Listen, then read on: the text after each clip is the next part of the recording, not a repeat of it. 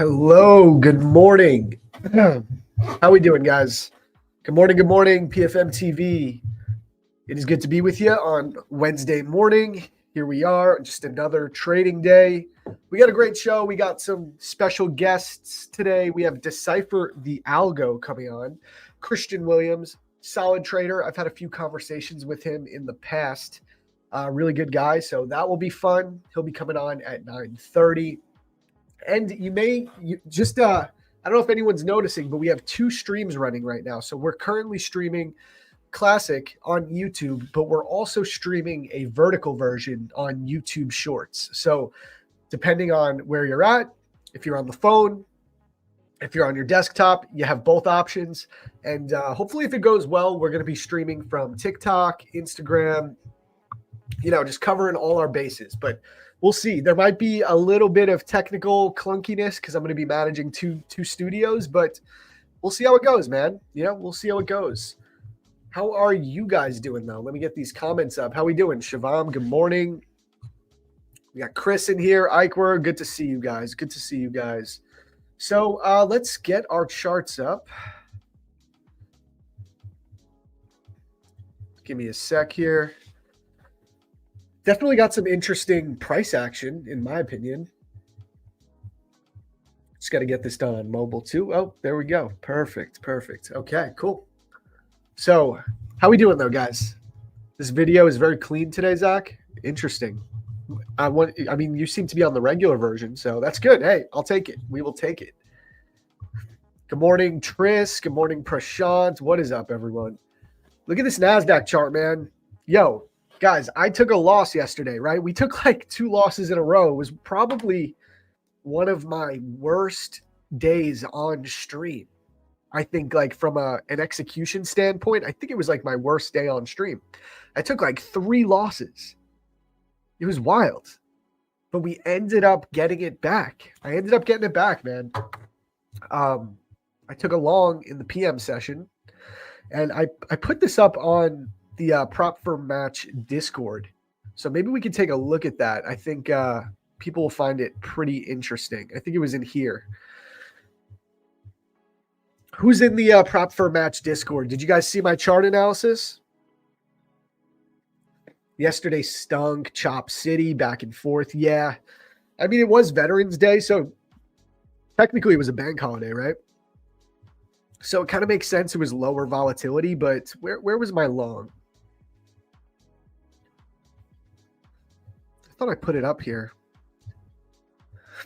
It was at like noon. It was right around here when we inverted this 5-minute gap, I believe. Here, what we can do is I don't want to change both screens right now. I'll just show you guys like this. Bam, bam. This 5-minute inversion play. We looked for those equal highs, right? So we had this 5-minute inverse coming in right here. And we caught it. And we had these equal highs. Like, what did we have, guys? We had so much confluence, right? We had those equal highs, which is what we were trying to target down here. We also had the midnight open. And look how well we respected the midnight open as soon as we tapped it. I mean, look at that. That was our midnight price. Let me mark this off. This was the target, right, guys? This continues to be one of the most relevant targets for any trading day. Look what happens when we tap midnight. Immediate rejection. So that was the trade. That got me back to break even on the day. Or not break even. I'm sorry. This got me back to being in profit. I ended up being up 350 times the 4 Tradeify accounts. So it was solid, man. I really thought I was going to end with a red day, but I believed in the conviction, the technical analysis. It all made sense. The technicals made sense. So I'm going to keep taking the trade if it makes sense. That's my thought process there. Stoic Jake's in the chat. What's up, brother? Yeah, Shivam, you saw them in the Discord. So yeah, guys, tap into the Prop Firm Match Discord. The link is in the description of this video. I post my chart analysis there. I show you guys what we're looking at before the stream, after the stream, trying to build a community over there. But yeah, that was cool. So I updated everyone in our little Discord community that, we were red on stream, but we made it green by the end of the day. So that was solid. Yep, Chris, it ran to the midnight open. It wasn't unlucky. That was very lucky for me. That's what I wanted, bro. Once we got that inversion, that was the last. I was like, okay, this has to hit now because we swept out liquidity, right? Swept out this low, inversed that 5-minute gap. It's like, where else do we have to go? We have these equal highs. We have midnight. Like that was the play. But as far as today goes, I haven't done too much analysis. It's looking pretty bullish. If I had to pick something, it's looking pretty bullish. You know what I mean?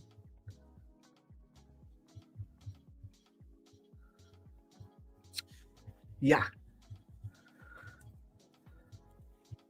All right. Sorry about that. So the bullish move happened after I switched off my charts. Initially on your first enter on this stream. Yeah. Oh, you mean it was unlucky that it didn't do it on the stream? Yeah, no, I know what you mean, bro. I know what you mean. 100%. But that's just the way it goes, man. Sometimes it's just not going to work out when you want it to work out.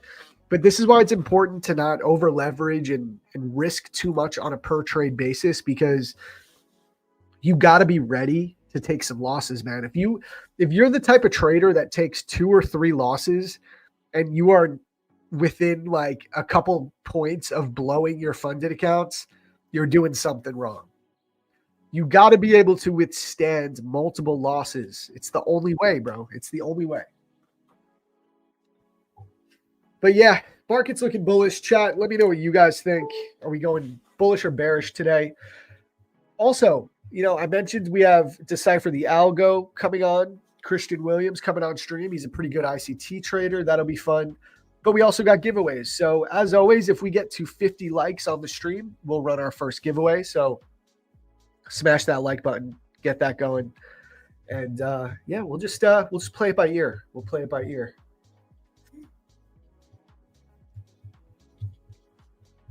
Oh, I do see some people in the mobile chat too. So we got some people in there. That's cool. What's up, guys? Let's take a look at the economic calendar. No news. Is this market or this government gonna open back up? When is this gonna happen?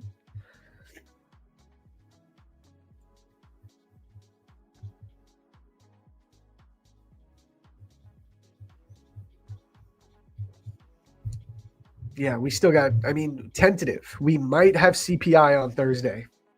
If the government opens back up, I guess. That's the move. It will happen if CPI. Next week, probably. It's got to happen before Thanksgiving, right? Just has to. There's no way it's not going to happen before Thanksgiving. Check BTC? You want me to check Bitcoin? I guess we can do that. Okay, hold on. First off, let's just do the NQ analysis. Let's take a look at midnight price for today. So it's below us. Does that mean I'll probably be looking for shorts? It's very possible. Very possible. We got midnight way below us. I think we also have an 80% setup. Oh, no, we don't. Okay, so we engaged the previous day's POC. So there's no 80% setup, but we are below the midnight open, right? So could we theoretically see something like this? Sweep of that London session high, some type of consolidation, move back to midnight, and maybe the POC. Yeah, and we could take a short down there to midnight. That's kind of what I'm looking at right now, if the setup actually presents. True 2 says definitely bullish, equal highs to the left in that daily fair value gap. Let's go to the higher time frame. You may be right, bro. Yeah, we're so close to this daily gap. You're right. Shout out True 2. This is a good point right here.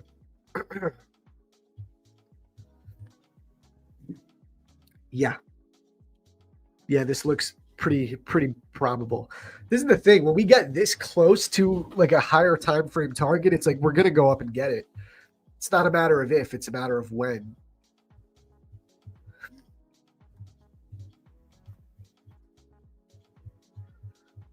So you're looking at that, right? True 2.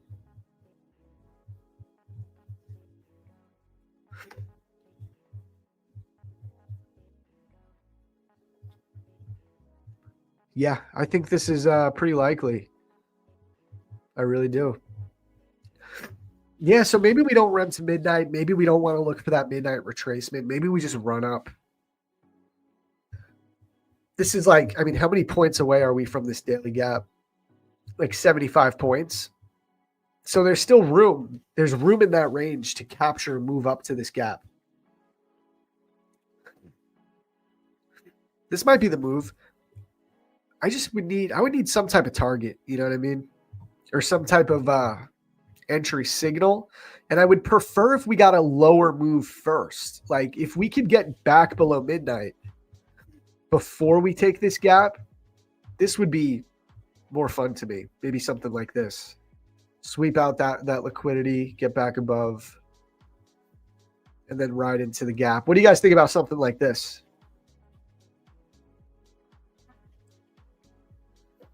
I feel like something like this could really be a good move. Create a fair value gap in there, get an inversion right here.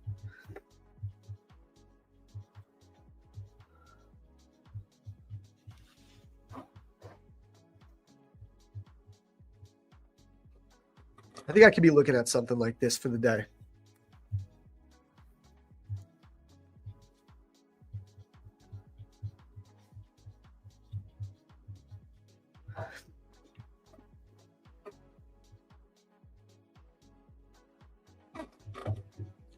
Close to Asia low. Yeah, exactly. Exactly, man. A retracement to midnight so we can fill the midnight retracement. Sweep Asia low. Hold the previous day's point of control, get our signal, get an inversion to the upside, take it. Something like that.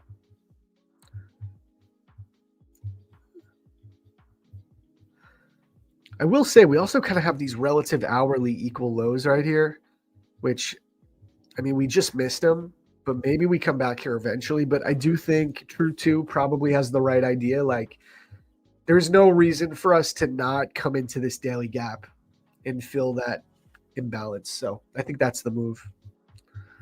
That's going to be the move today, fellas.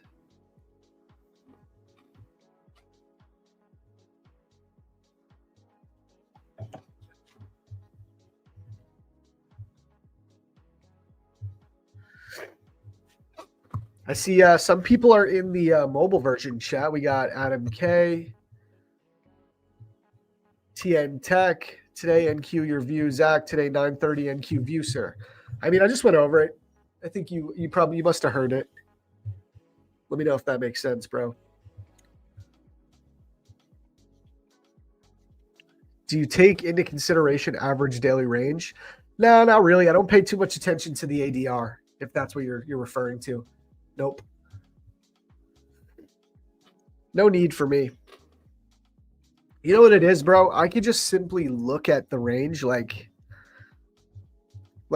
I know that the market's very volatile. Like this little move right here is 230 ticks. So I just know, like, I don't know. It's more of like a feel thing. I know how volatile the market is right now, and this is why I'm trading micros.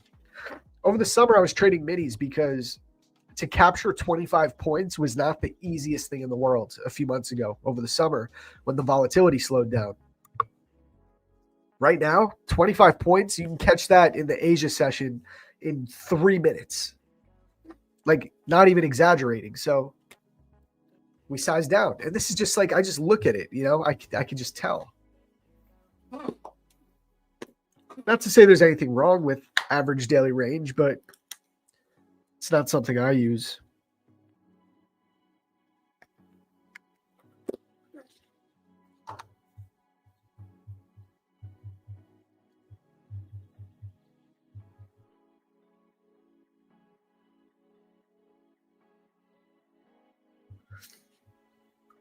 Good morning, Zach. What's the time for the midnight open? Huh. What time can the midnight open be at, guys? What do you think?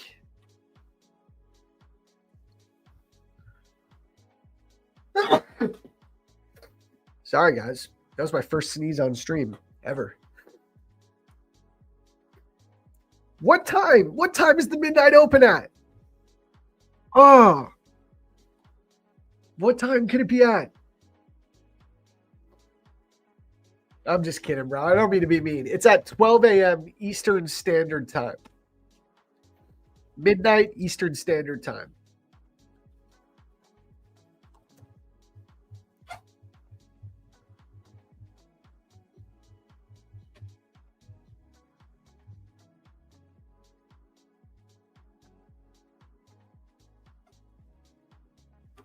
It depends on the region the person is from. Yeah, but Ike, for the purposes of technical analysis, it doesn't. It's only at 12 a.m. Eastern.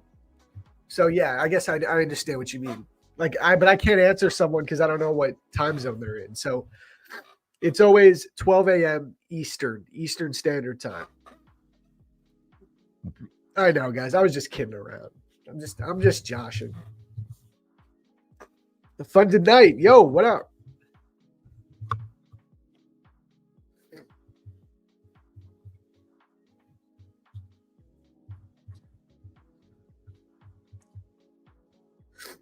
Sorry, guys. I'm still so congested. I've been congested for days. Ugh. But we are making money. You guys want me to go over my accounts so far? We can show you where I'm at. Let's do that because there's no news. We got no news to trade. So I'm going to log into my Tradeify accounts. Here we are. We're at 3.2K times my 4 accounts.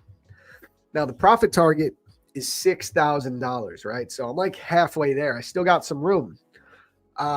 Consistency score, 34%. Highest profit day was about 1,100. That's times 4 accounts.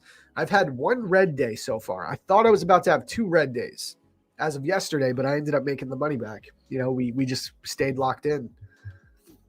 Let me refresh this. So this should actually update. Hold on.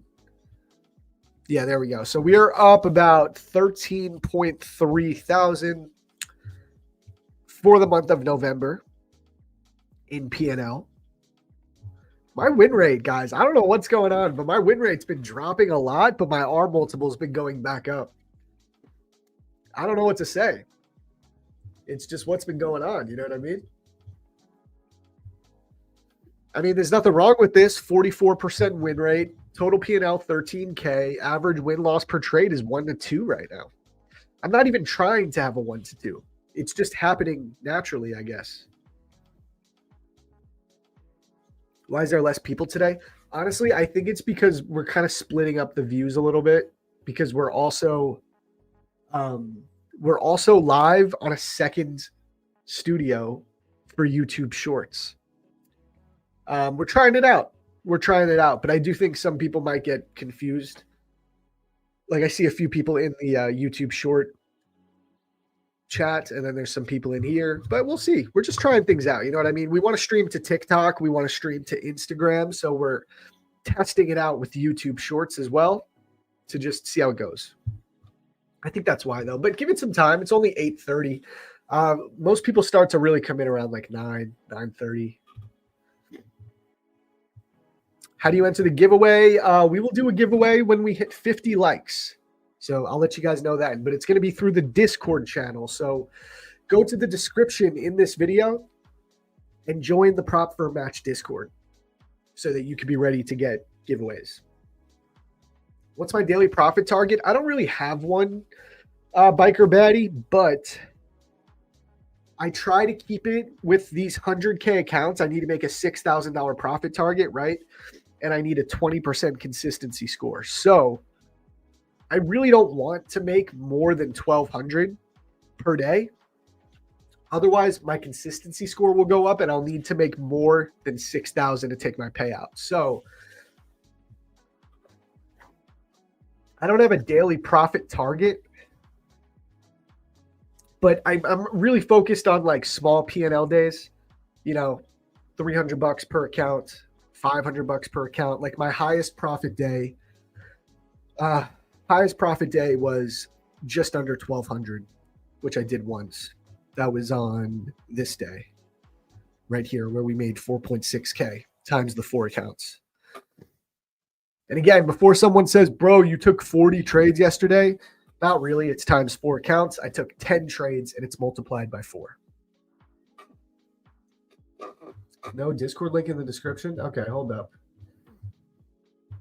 There should be. No worries, though. Here, let me drop it in the comments just in case. I got it for you guys. No worries.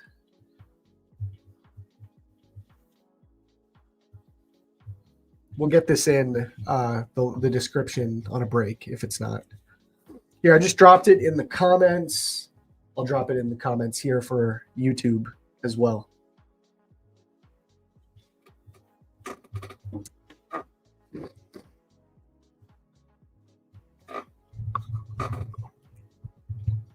There you go. Let me check if it's in the description. Oh, the link's not in there. Okay, we can edit that. We'll edit that quick. No worries. Not an issue. But yeah, I'll drop it in the comments for now. So you guys got it. I just put it there. So join the Discord. That is how you will be able to enter a giveaway. Okay. You got to have access to the Discord to get there. We'll do the first one once we hit 50 likes. I got 8 accounts to give away, though. Shout out Top One Futures. Shout out Blue Guardian. Major sponsors of the stream. They've been amazing. But yeah, so this is the P&L so far. I mean, we're halfway to the profit target. I actually started, I had a few days right here too at the end of October. So it's been 1, 2, 3, 4, 5, 6, 7, 8, 9, 10 trading days. You notice how I'm just stacking base hits per day. I'm not trying to take my payout in the smallest amount of time as possible. I don't care, man. Like, whenever I try to rush to the payout, all I end up doing is blowing accounts. And then it takes longer for me to get to the payout. So I'd rather just like consistently stack those base hits until I get there. I did this with the 10K payout 2 weeks ago. Same exact thing. It took me like 9 trading days. Okay. So it was a little bit quicker than this one, but who cares? This one, I mean, I'm halfway. So maybe it takes another 5 to 10 trading days. It's all good. No issues. You know what I mean? But yeah, shout out all these firms. Remember, guys, just a healthy reminder. Prop firm match is the best place to compare and contrast your favorite prop firms and to get the best discounts possible. So with code match, you can get whatever the highest discount is. Code match has it. So you got 15% off with Alpha Futures, 55% off with Top One Futures. Major shout out to them. You can have up to 1.8 million in max allocation with them. Big W there. Funding ticks 35% off. That's pretty fire. And I really like this Apex offer. 70% off, $40 activation fees with code match. That's honestly one of my favorites. I'm also still trading Apex accounts as well, so I could go over those.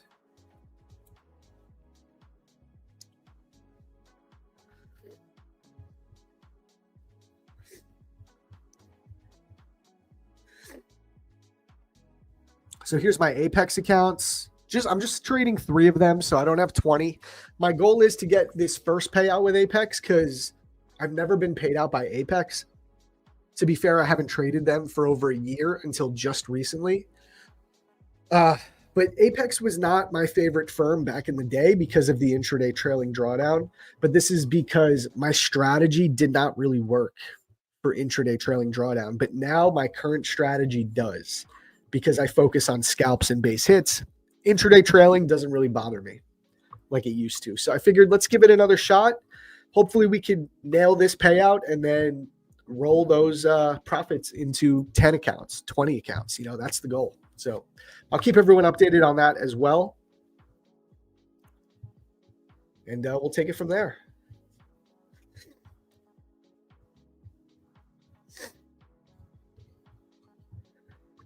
All right, we got 34 people watching right now on the main stream, 21 likes. Let's just hit 30 likes and I'll run a giveaway for everyone. Let's do it. Keep it realistic right now. Get to 30 likes and we will run that giveaway. See, yeah, Garrow just commented on the YouTube Shorts section. You're live on YouTube Shorts. Yes, sir, we are. Giving it a shot. We'll be live on Instagram soon, TikTok, as long as this goes smoothly, you know? Expand the reach.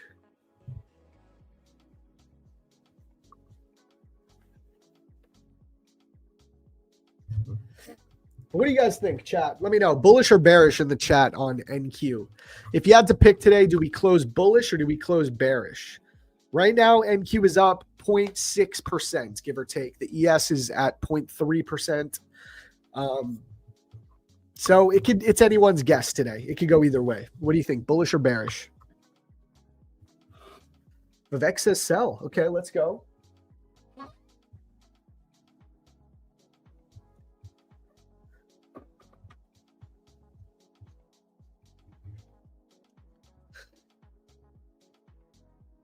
Icor's bearish. Damn, you guys are all okay. Chris is bullish.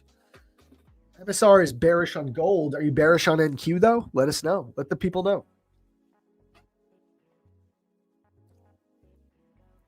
I feel like our chat actually has some decent traders. So like a lot of other streamers, they like to joke and they say like they fade the chat. I don't know if I'm comfortable fading our chat because we have some good traders in here. I'm not even just placating y'all. A lot of you guys have good reads and a lot of you guys trade the way I trade now. So I don't want to be fading that. Funded night bullish. Okay, so it's a little bit 50-50 right now. We have 27 likes, 3 more likes. Let's run that giveaway. We can take a look at gold. I got you. Trader Dunia.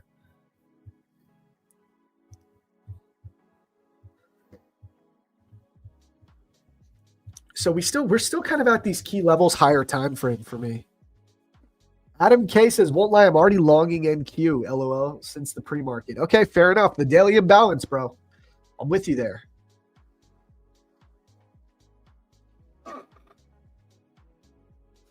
Zach, bro, your name is very interesting. Thank you, I guess. Icor, yes, we are real traders, not gamblers. When I want to gamble, I go over to DraftKings and I bet on the Knicks. I hit a nice parlay last night on the Knicks, man.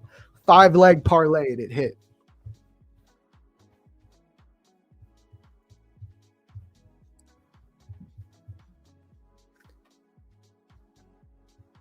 All right, chat. We just hit 30 likes. So this is what we're going to do. We're going to run our first giveaway. And Trader Dunia, I'll do a gold analysis as soon as we finish that. How much I bet and get returned? I do real small, bro. I'm no high roller. I did like a $30 parlay, but it hit. I mean, like 120. So I just do it for fun. But all right, let's do this, guys. So this is what you're going to do to enter the giveaway. You need to join the Discord because you're going to put your entry in Discord. Okay, so let me drop that link again. I'll drop it in both of the streams so nobody misses it. Where am I from? From Brooklyn, New York.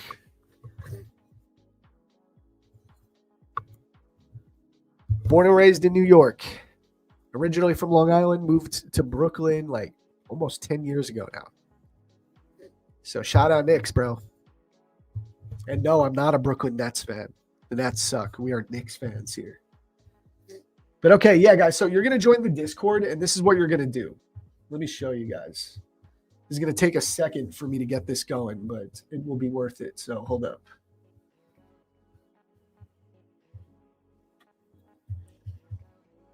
So this is how you're going to enter. We'll start off with Blue Guardian accounts. Why does live look so tall? So you're Adib, you're currently in the vertical view format. You can go to the other stream if you want to watch on desktop, which is our regular stream. So go to Prop for Match Live and go to the regular live stream.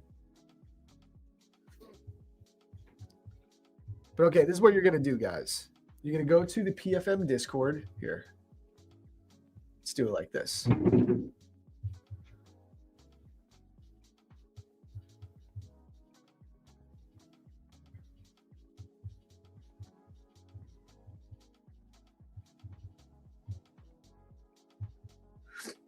It's going to take a little extra few seconds for me to get both streams up.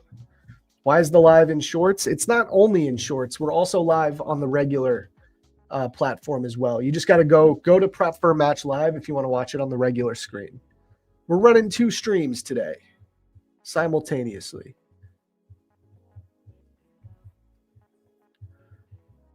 Okay, there we go. So here you're going to be in Discord. This is the Prop for a Match Discord server.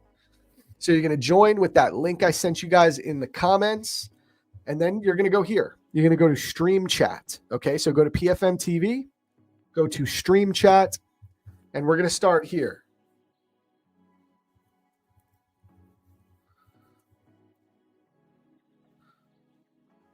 Say to enter, type Blue Guardian. Okay, so right there, all of the names under my entry will be counted. So go ahead, enter the stream. You'll see we got the whole crew coming in. Don't do all capital letters. We have an issue with all caps lock. We don't like it in the in the PFM Discord. So go ahead, get your entries in there, chat. We'll go right here for now. We'll keep it like this. And get your entries in. So everyone stay tuned. We're going to take a really quick break, like 2 seconds. And when I get back, we will announce the winner. We'll find a winner. We'll do a duck race or a pinwheel. So I will be right back, chat, okay? Get those entries in.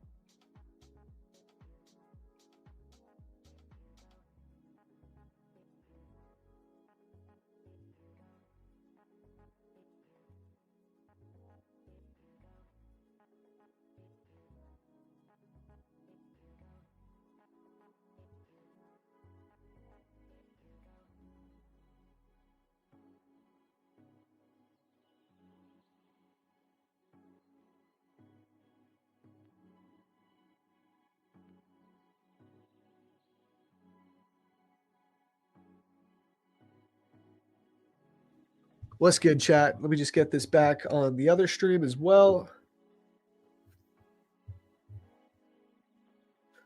All right, we back. How we doing? Everybody get their entries in on Discord? Let's take a look.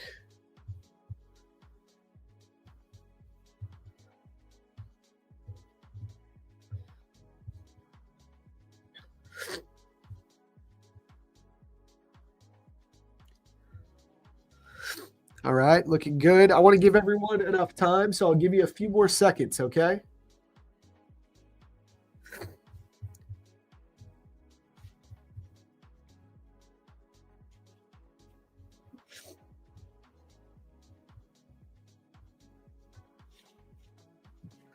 Why is live in the shorts? We're just trying something new. It's not just in the shorts. So if you want to check out the regular live stream with the normal view, just go over to Prop for Match Live and click the other one. Hello, Zach. How you doing? How are you doing, Dharmesh? Good to see you, bro. How to join your Discord. You're going to go here. There is the link. Click that link. that I just put in the comments. Join, get verified, and then go ahead and enter the giveaway.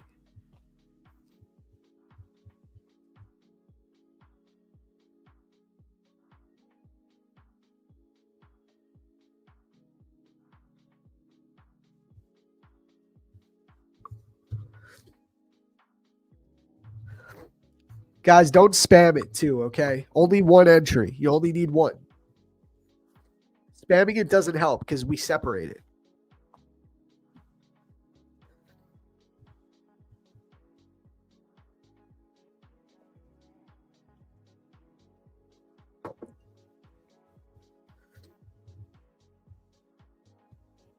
All right, I'm going to get all these names in now.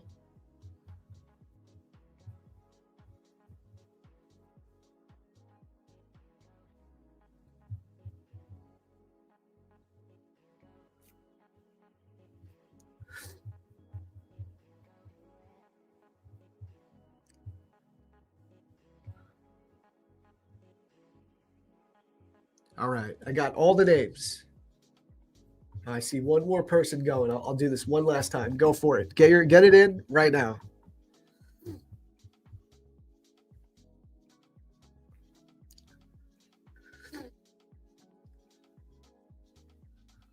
All right.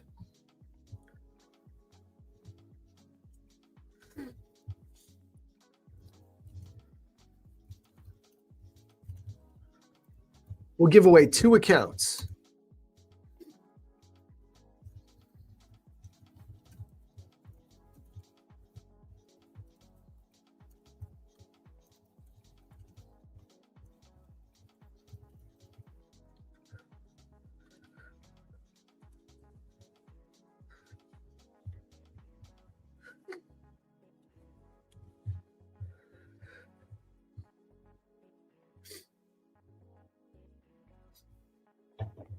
All right, here we go. This is good, man. We're getting a lot of people in our Discord.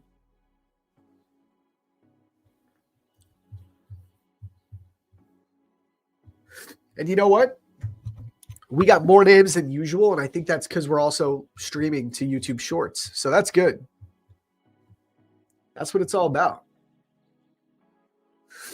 Josh, why 2 streams? Because we're just trying to expand the reach. So we're experimenting with streaming on YouTube Shorts as well. And if it goes well, we want to be able to stream vertical on Instagram Live and TikTok. So that's the idea.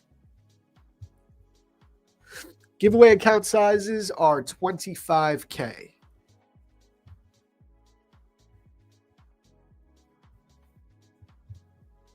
Are you ready, chat?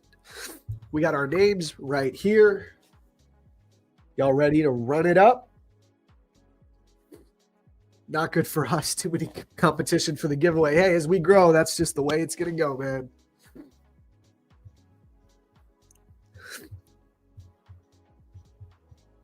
Guys, Dino, did you enter on Discord?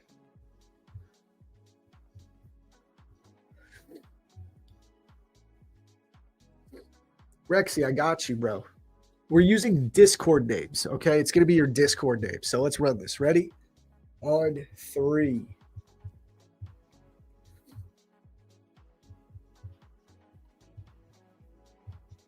One, 2.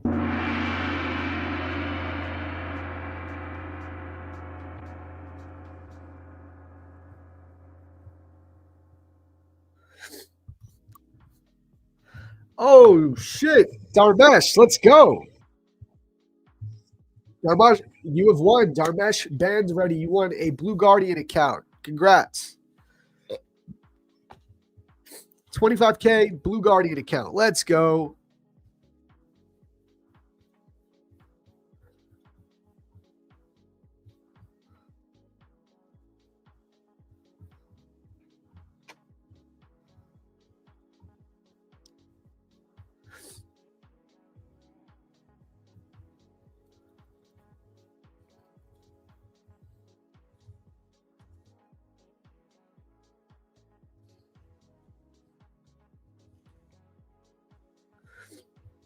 Shout out Darmesh. You deserve it, buddy. There is no activation fee for Blue Guardian. Yo, dude, I am so Josh. Yeah, I'm so congested today, man. I don't know it is what it is. I'm so congested. Every time the weather changes, my nose just gets like so stuffed. I think I have a deviated septum. Not sure if this is interesting for the stream, but yeah, I think I'm gonna need like surgery one day, bro. Usually, once I get used to the weather, though, it comes back and I get my breathing back. Like I'm not even sick. It's a physical thing when the weather changes. It really is a bummer, man. Due to yesterday market, I blew an account. Well, you just got a new one, brother. Congrats. Let's do one more, though. We'll give away one more account for now. And then we'll get back to charts. And then I got 6 more accounts to give away. So, yeah, dude, I'm gold. It's a rough life, bro. I'm going to need surgery for sure. It'll happen one day. I don't got time for it. Add my name, Zach. Guys, listen, if you missed it, you missed it. Okay? We'll do it again. We'll do a bunch more. So let's do this. Ready? On 3. 1, 2.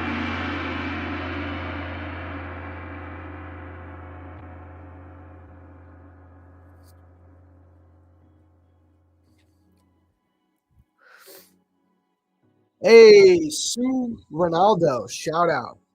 You want a Blue Guardian account from Blue Guardian. Congratulations, bro. So remember, guys, the way you're going to get this account, you're going to go to PFM support on X, okay? So go here, PFM support on X. Let me drop this in the comments so everybody can see. I'll drop it here. Let me drop it in the other chat as well. We actually got some people here in chat on the YouTube Shorts. So there you go. He's not even on live. I don't know what you guys are talking about on the short stream. What are we talking about? Are we having an issue on the other side? If you learn what Zach teaches you, you won't need the giveaway. You'll be making money to buy accounts. Facts. I couldn't agree more with that, bro. That's what we're here to do, man. Josh is a great example. He's killing it right now.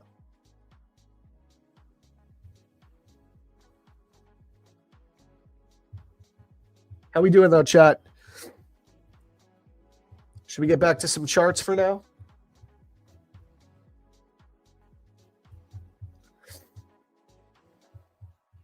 I just want to check this other stream because people are saying it's not good. Yeah, it looks fine to me.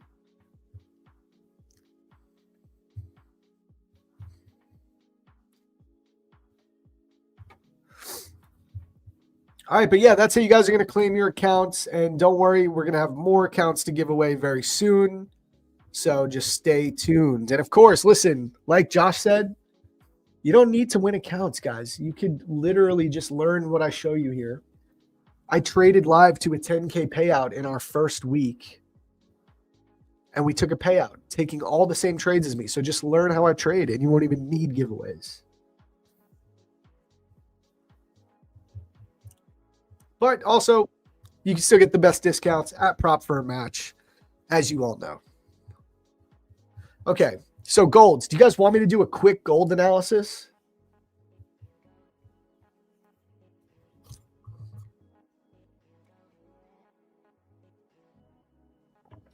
Kirsty says, been watching your course. It's golds. Thank you so much. I spent like 6 months on that thing, so I hope it's good.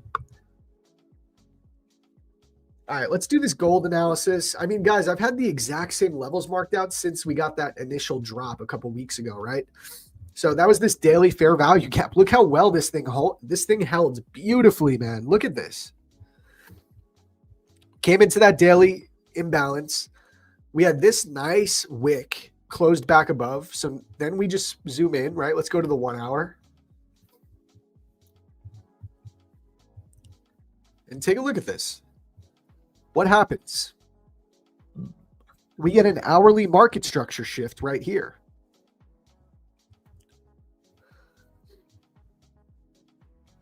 So we shift structure on the hourly time frame right here. What do we do once we do that? Higher highs and higher lows. A bit of a range, bit of a consolidation, but we ultimately hold this bullish level, this daily fair value gap after the 1 hour market structure shift, and we make our way higher. Again, higher time frame, market is bullish. So when we tap into that higher time frame level, when the market has been this bullish, we're going to expect to move up. This is what we called. We really did call this. On top of that, we have a draw on liquidity. Look at these hourly equal lows right here. We have not tapped them yet. So my analysis for gold is that we are going to keep going up to these equal highs. That's it. This is the draw on liquidity. This is the magnet, if you will, right? So this is where I think the market's heading. Now, intraday, what can it do first? Targets and levels. Let's see. I think we could go up today. I think we could take these out today. We have equal highs right here again. So we have double equal highs. Honestly, I think we just grind our way up. I don't see a fair value gap in here that the market, I mean, we have this one. Maybe if the market wants to be annoying, it can come down here first, tap this imbalance, and then go up. But it's either going to grind its way up like this and come up to those equal highs. So those equal highs are coming in at 4175, or we're going to do something like this if the market wants to be a little more difficult. Come down, sweep out these lows, tap into that imbalance, and then bring us higher. But that's what I'm thinking for gold. That's my analysis. Where's my course? It's on ASFX TV. Follow me on X, and I talk about it a lot there. Small support and resistance. Just got home from the gym. Need to draw out my chart. Yeah, Josh, let us know what you're looking at. But yeah, that's my analysis on gold, guys. I think it's pretty clear. I think we got a good idea there. Good read. And NQ is similar. Like we have these relative equal highs right here, and we have this daily imbalance up here, which starts right above those equal highs. So it's like a nice confluence, right, for the target. Here's that daily fair value gap. This is the imbalance I'm talking about right here. It looks like we want to just rip our way up to that. And then this will be a strong level, okay? So, like, could we get a rejection inside here? Yeah, definitely. Maybe it's just to go higher. Who knows? But pretty clear level right here. So this is what we're going to be watching for. And honestly, like I'm tempted to want to wait for the retracement to midnight. Like, so if we go back down to the lower time frame, it would make me really happy to see something like this happen first, but I don't think it's going to happen. A retrace, dip below midnight, maybe take out the Asia session liquidity, tap the POC one more time, and then bring us up. This would bring an amazing long opportunity, but I don't know if we're going to get that retracement. It's a bit, how do I say, you know, that would just be a gift if we got something like that. It would be a big gift. So we'll see. We will see. We got what? 30 minutes till the open. We have DecipherTheAlgo coming on in 30 minutes or so. We'll see what he's looking at. Me and him trade pretty similarly. He uses ICT, but I think he also uses volume profile. So a nice little mix right there. So we'll have a lot to talk about.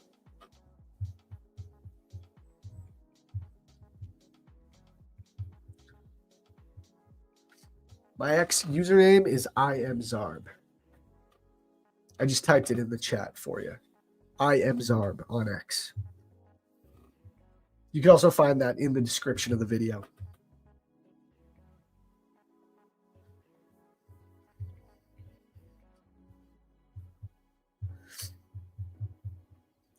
But yeah, that's what I'm thinking is going to happen.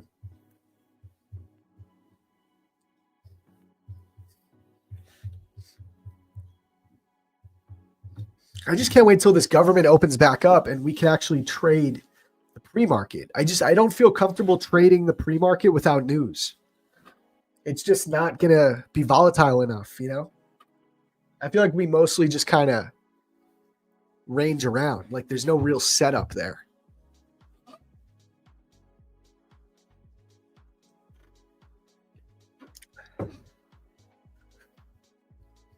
That is what is missing the reports. Yeah, man. Like, it's so funny. I feel like when I first started trading in the Forex days, I remember like gurus out there used to say, don't trade on news event days. And I tried to listen to that. And I was like, bro, every other day is a news event day. Like, when are you trading? On top of that, the news events are what sparks the volatility. That's what, especially if the market's going to go down, like most of the time we need some type of news catalyst to get there.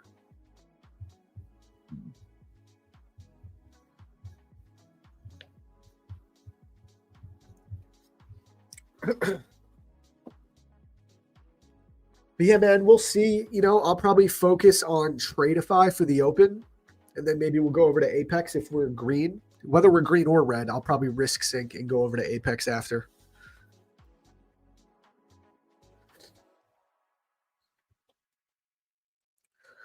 Trading the market without data looks like you are riding in darkness. Yeah, big facts. Big facts, bro.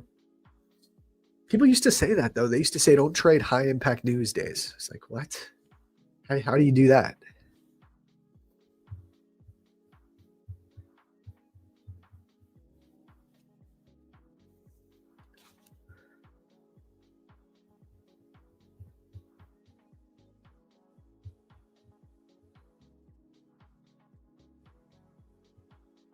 But yeah, guys, if you are here on the YouTube short part of the stream, if you're at the desktop, come on over to the standard stream. You know what I mean? You'll have a better view. That's where most of the chat is.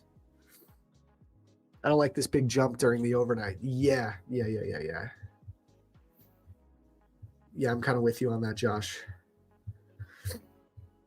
That's why I feel like it's very feasible for us to come down, sweep the Asia lows first. And then we could, again, just use the previous day's point of control as our line in the sand, which was very similar to yesterday, right? Yesterday, and I don't want to say we got cooked because I traded safely, but I did take losses in the morning. I didn't make my money back until the afternoon. And what was the cause of me making my money back? I can show you guys. We can go back. If I go to the PFM Discord channel,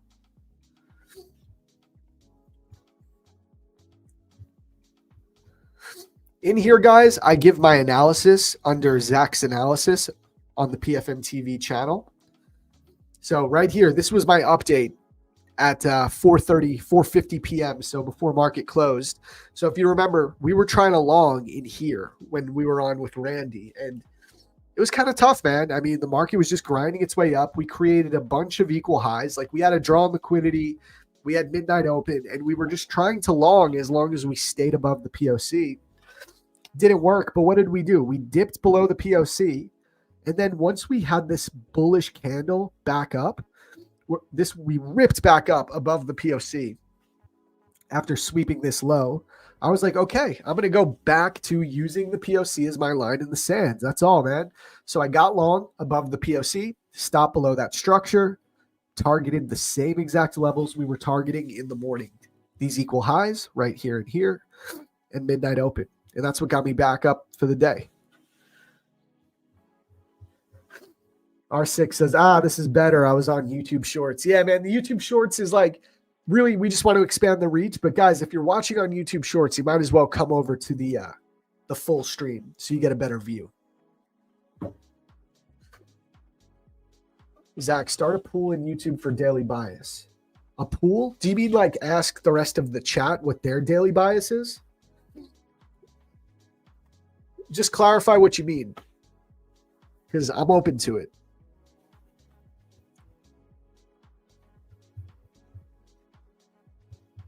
Yes. Okay, we did that before, but okay, guys, after I just gave my analysis, what do you think now? After what I said, what's your guys' daily bias? Bullish or bearish? Drop it in the chat. Oh, a poll. I should do a poll. How do I do that? I think I can figure that out.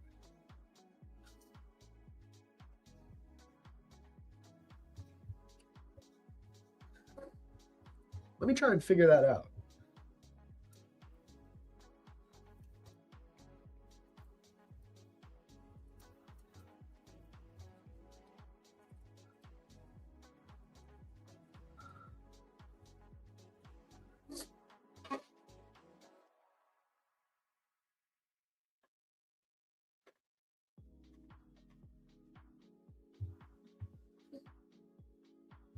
We have to do it on YouTube Studio. I'll figure that out for tomorrow. But yeah, just drop it in the chat. Bullish or bearish? Still bullish, bearish. I trade GU, so I don't know. Bullish after seeing previous day's POC and midnight touched. Fair enough. TN just came over to full screen. There you go, bro. Yeah, I can do it in YouTube Studio. I can try real quick.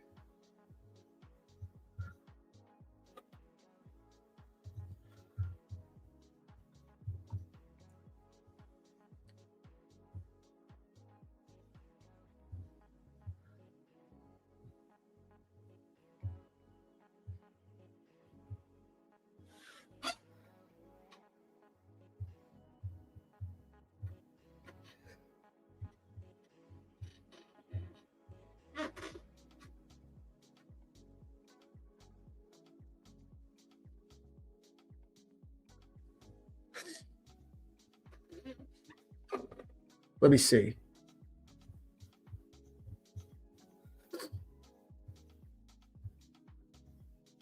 We got a few minutes to kill anyway.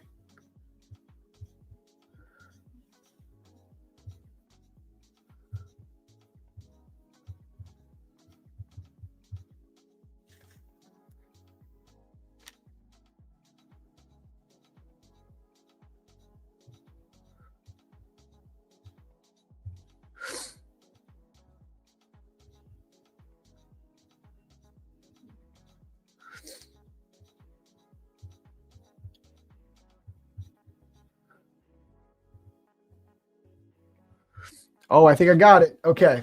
I got the poll. Here we go.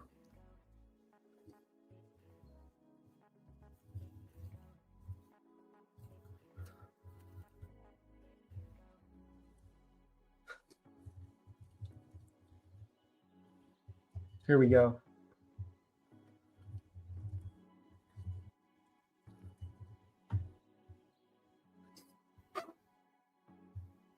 Okay, I just dropped the poll.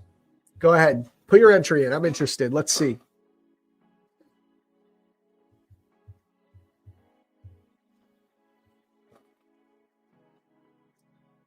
Mike says bullish for now as long as VWAP is respected. Which VWAP? Overnight VWAP, New York VWAP? Most of you guys are bullish, but let's see. This is dope. We can get this poll. This is cool. Good idea, guys.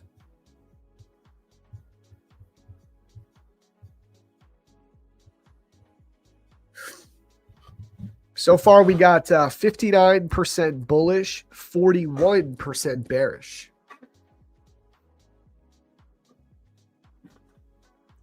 Keep it coming.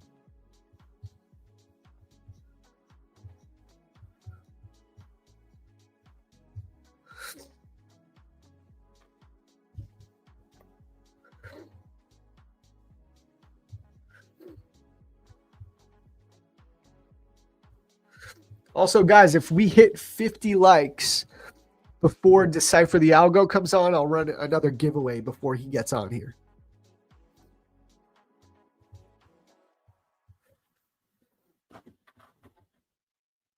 And polls are fun. Okay, cool. Adam says, so I think we should take the opposite bias from the majority. So, okay, this is a good question. What do you guys think about that? Should we fade the overall bias? Should we fade the chat? Or is chat right? The masses are usually wrong, right? So, I don't know. We'll have to see.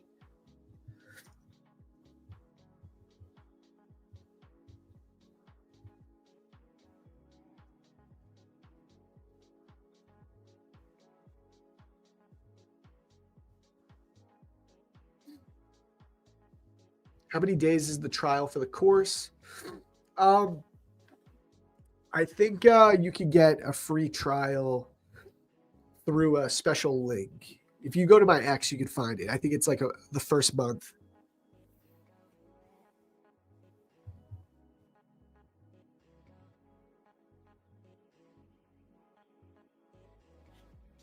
Fade the crowd. Retail money. I feel you guys. I get it. I heard something like if your win rate is 20%, just trade the opposite every day. I mean, bro, it's not the worst concept. So you guys are familiar with ICT's turtle soup, right? I've talked about this on stream before. Are you guys familiar with turtle soup from ICT?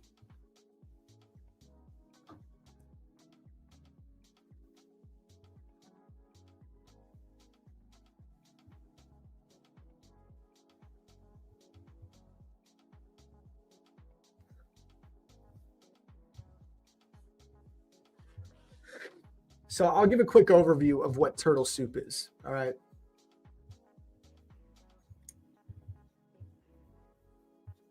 Turtle soup is this term that ICT coined. Okay. And first off, what is turtle soup? It goes something like this. Turtle soup is about fading breakout traders, right? So people that buy at the high of a breakout and expect the market to run. Statistically, this does not happen nearly as often as something like this happens. We break a high, it looks like it's going to run, and then it reverses back down, sweeping all of the people out here and also stopping out early longs and the people who were late to the long buying the breakout. Now, there was a crew back in the day of prop firm traders, not online prop firm traders, like real prop firm traders, brick and mortar.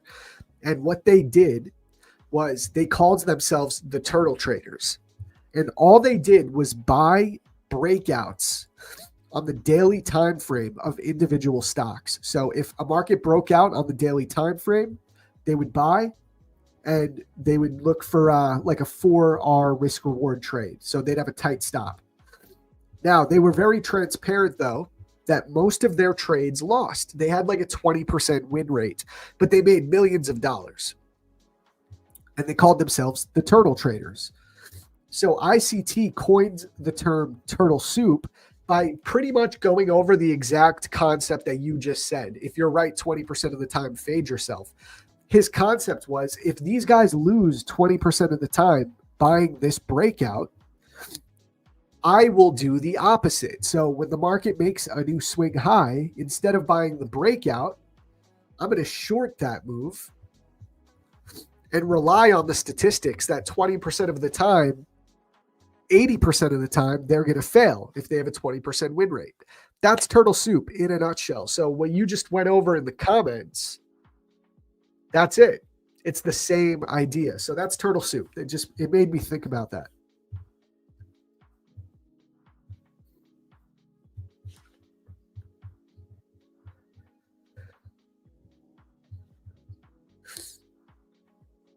ICT equals I can't trade. I don't know, bro. I trade ICT and I've made 6 figures this year in prop firm payouts, trade in ICT. So I don't know. I don't know if that's what it stands for.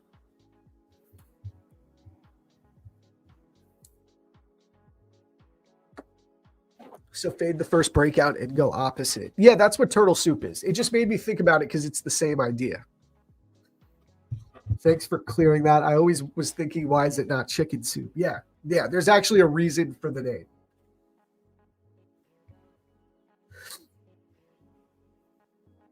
Raj, you just have to go to my X to get that. Okay, I don't want to be like promoting it too much here. You can go here and you'll find it. Just scroll down.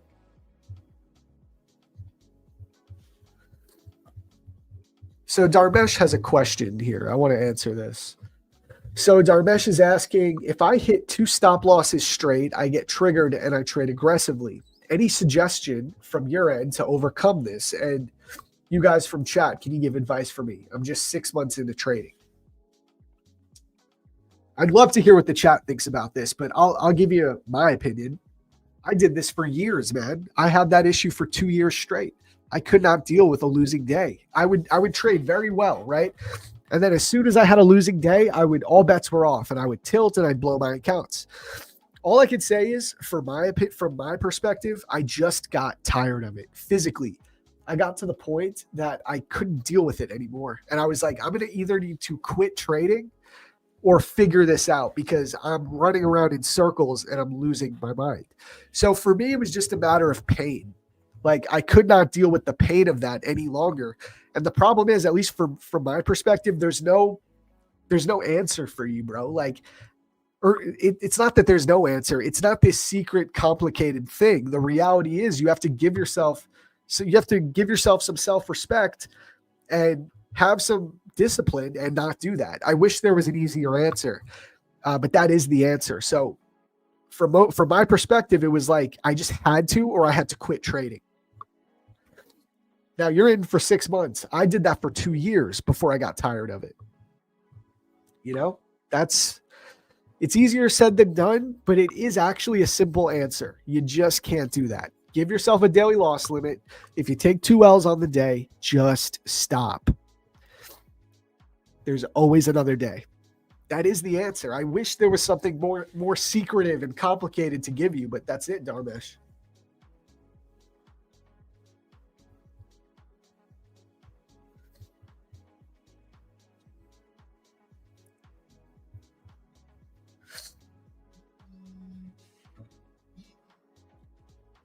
Or size down to 1 micro after 2 L's. That's helpful too. So if you guys notice, I do that. On the days that I'm not trading as well, you've seen me do it in real time. I size down significantly. So that's another helpful thing. Like, yeah, you're not going to make your money back on that next trade if it wins when you size down, but it will help you mentally because you'll lock in the win and you'll feel better about yourself. And then you can just stop and come back tomorrow. Have to walk away after 2 L's. Also, don't trade after a big up day. That's helpful too. If there's an A+ setup, trades that you were going into, feel good about it. Look to see if your stop loss is too tight. Yeah, also, a lot of traders love using like ultra tight stop losses. I think you need to use bigger stops. You need to give your trade room to actually breathe. Too many people use like 5-tick stop losses and get stopped out over and over and over again.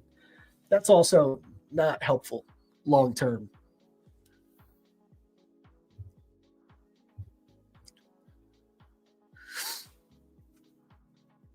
Uninstall the broker you trade with from your phone. Yep. Go outside, touch grass. We all know the answer to these things. It's just a matter of actually doing it. But yeah, that's my answer. And looks like the chat agrees and also can empathize with you, Dharmesh, because we've all been there.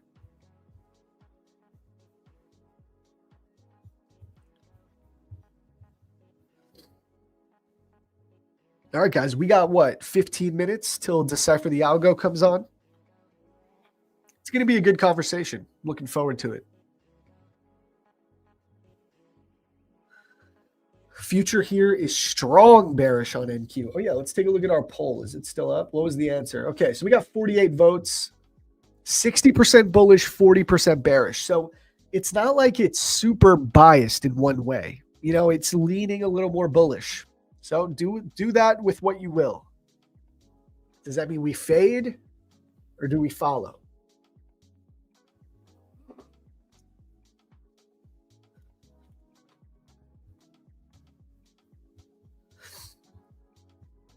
Oh, yeah, we also are at 50 likes. So should we run a giveaway, chat?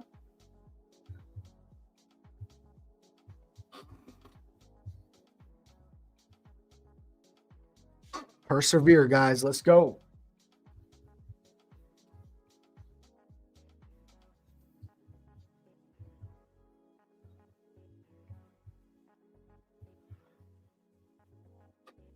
True 2 says, I think you're right, Zach. Manipulation, then up. Looks like it's leading down. I would love that, bro. Yeah, true 2. So that's exactly what I would love to see. So I'd love to see this, right? We don't take out this high yet. Market consolidates, and then at the open at 9:30, we do something like this. Then up. This would be ideal. This would be so nice, dude.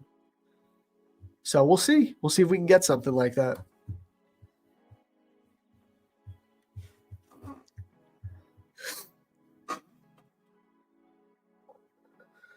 Thanks, Zach. And you guys, you are awesome.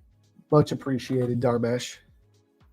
Simon, I see you're on the vertical stream. He says, why on vertical mode? So we're just also streaming concurrently to YouTube Shorts. So that's why it's vertical here.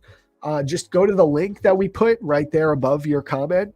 click on that link and you can come and join us on the regular full-size stream.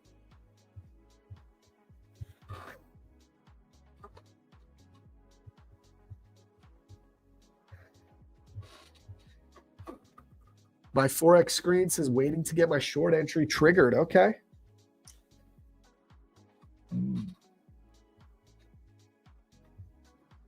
Just from a simple market structure shift on the daily, you see we hit discount and sits are going up. Yeah, facts. You are right about that. We tapped in a discount. We went higher because we're in a daily uptrend. Valid.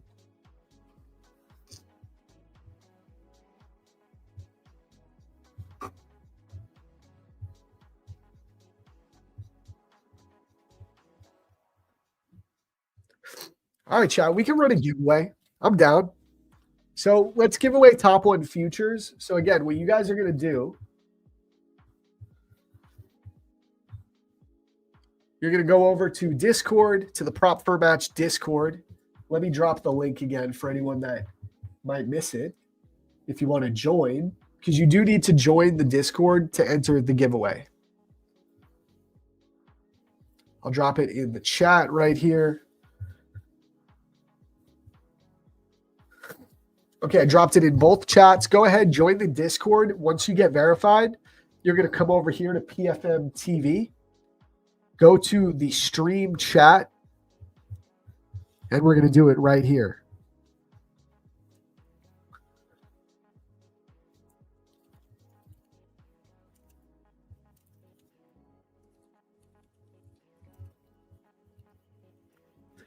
So all the entries below my name are going to get counted. So that's what we're going to do. For top one futures, you can win one per week, correct? And my Forex screen, keep us updated on your short. Let us know if you get triggered. So go ahead, get your entries in, guys. And this is what we're going to do. I'll take a quick break.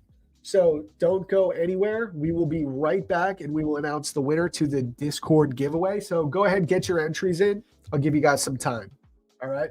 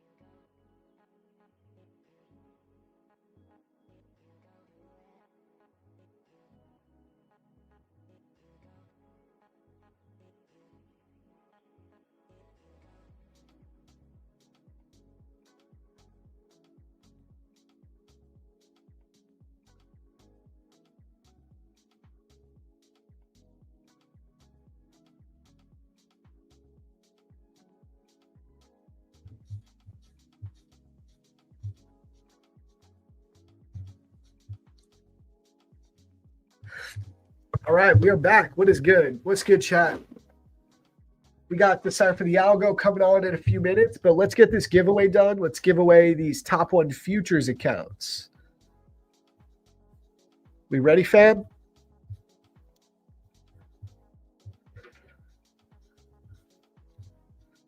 I see we got a bunch of entries in here. That's what's up.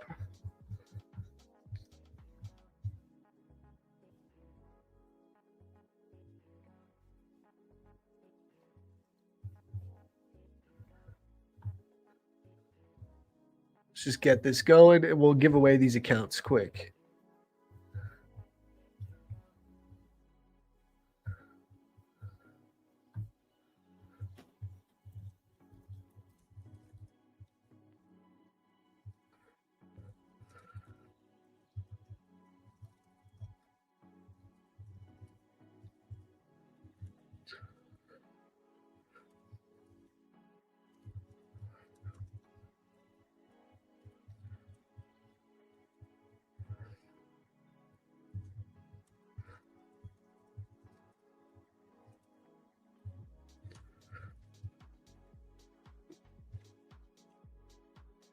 Market looks like it's pulling back, which is what we want to see, right?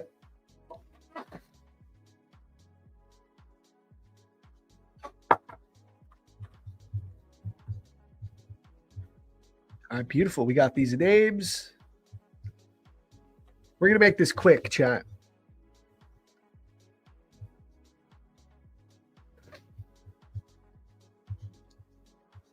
All right, we ready? Espresso, yes, sir. Cheers.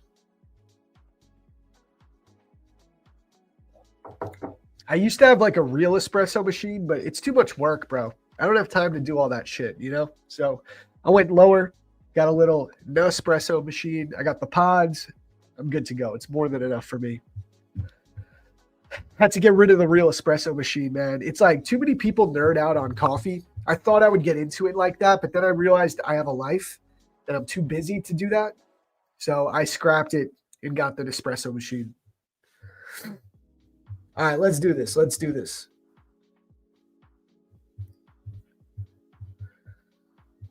We'll give away 2 top 1 futures accounts real quick before we get DecipherTheAlgo on stream. 1, 2.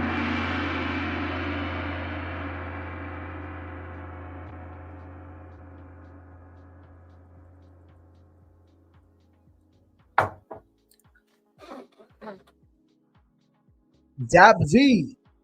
Shout out. You were the winner. Congrats, bro. So what you're going to do, that's your Discord name, right? So what you're going to do is you're going to go over to PFM support on X. This is how you're going to claim your account. Go here to PFM support. I'll drop the link in the chat for you. Shout out. That's you. I see you.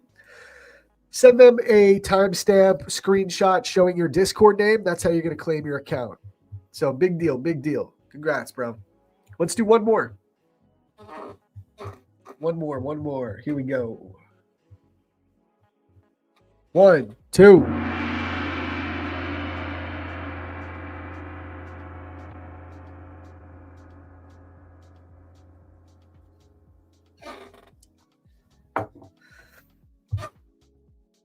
Trade with DK. Let's go. Big shout out. You want a top 1 futures account, my friend. So same thing as everyone else. You're going to go to PFM support on X. I'll drop it in the chat for you one more time. Claim your account there. Okay, just let them know your Discord handle, all that good stuff, and you will be good to go. Ooh, look at this pullback we're getting on NQ, guys.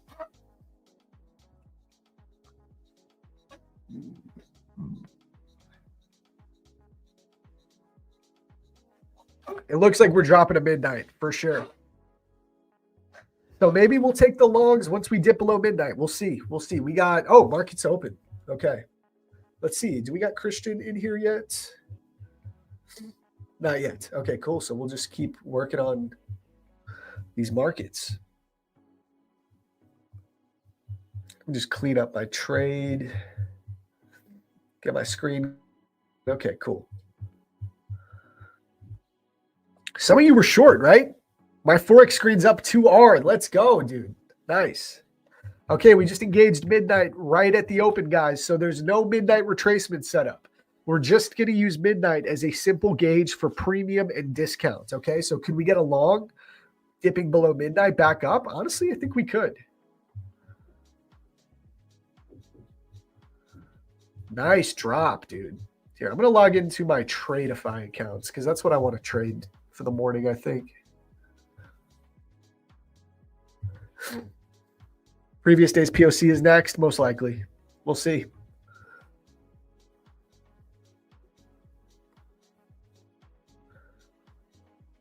All right, we are in chat. Dude, going straight down. Look at that.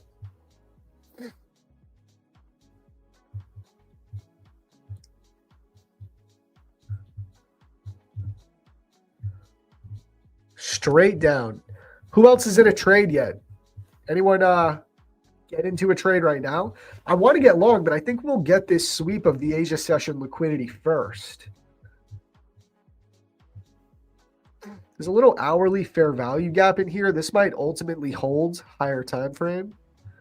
It's small, but it's there. I think we got to use POC as our general line in the sand. Only thing, guys, we do have to be aware that there's like a huge SMT divergence. Oh, and we got Christian up in here, so let's pull him on quick. We got him on both streams. Perfect. Okay, let me do this.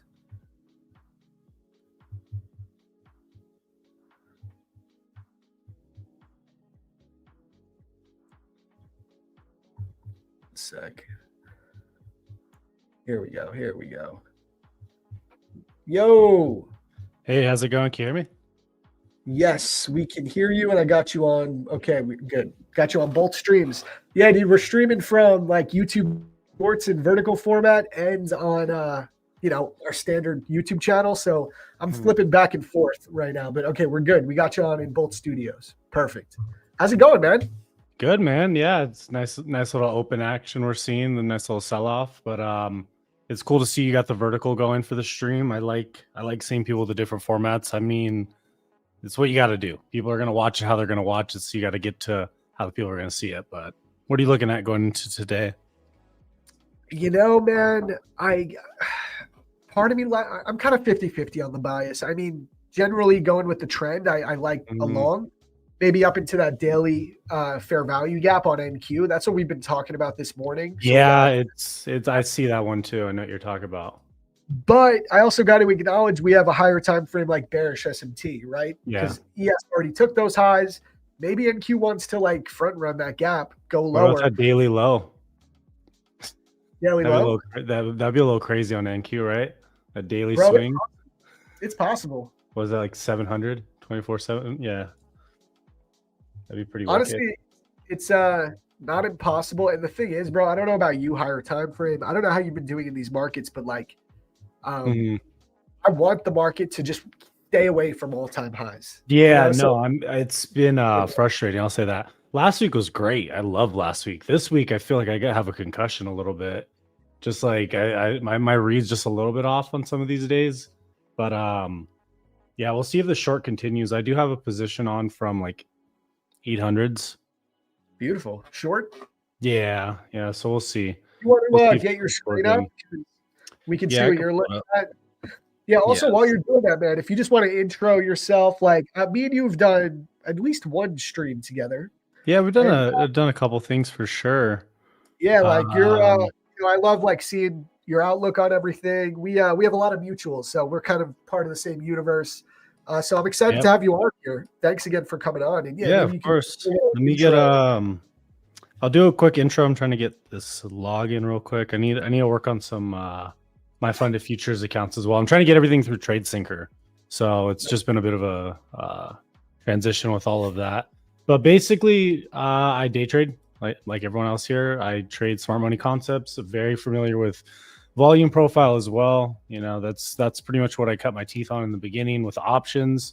So now, very much like yourself, I'm using a little bit of both when I'm trading. So I'm trading with volume profile, a little bit different than what I think people do. I like to do these session volume profiles, and I basically align that with like the Asia, London, and New York sessions like that, instead of just doing visible range. So I try to really see, instead of just having, people have like a colorful box for their sessions, I try to just look at the volume profile for those specific little regions. And yeah, it's been good. I mean, this market this week, it's a little bit different. I know a lot of traders are kind of struggling with the whole, is there news? Is there no news? It's been tricky with the government shutdown. Although it seems like the market kind of moves better. Like, especially overnight, it's just been moving a lot more with the government shutdown. So I don't know if that's like telling of something, but yeah, long story short, my whole thing is I like trading and I like showing people the mental side of it as well. The creative sides around trading, more than just like, oh, here's a Bollinger Band, right? I think technicals take you so far, but you really have to have a passion for everything markets to have a sustainable career in this, because anybody can learn a technical system, but as we know, most traders don't succeed from that alone. Yeah, well said, man. Well said. I heard you talking a little bit about this on your podcast with Austin, which I listened to, by the way. It was a great conversation. Thank you. I also use volume profile with ICT, so we're similar in that way. I use session volume profile as well, but what I do is I just incorporate the entire previous day. So I include Asia, London, and New York, but it's all in one profile. And I just look at the POC, the value area high, value area low, and I call it the value areas of the previous day. And I've been doing that for like 4 years, so haven't changed anything up about it. I love those levels; they're on my chart every day, as you can see. But you do it. It seems like you refine it a little bit more. So you look at like so because when you think about markets, we tend to get more than one rotation a day. It's not just the New York Christian, Open. Sorry to cut you off real quick. If you could also get your chart on the second studio. Oh, as well. yes, of course. Sorry, bro. Yeah. No, you're good.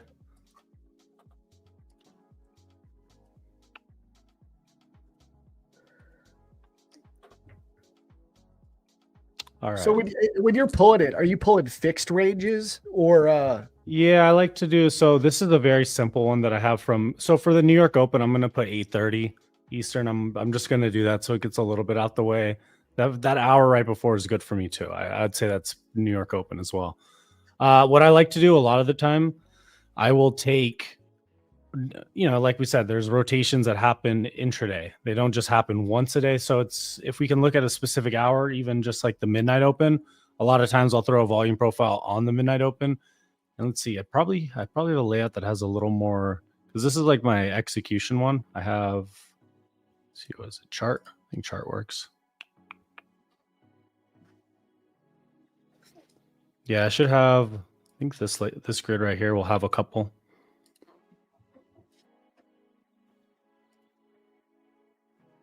Two, and there should be a third one. But either way, yeah, so we'll pull it up, get a little zoomed out.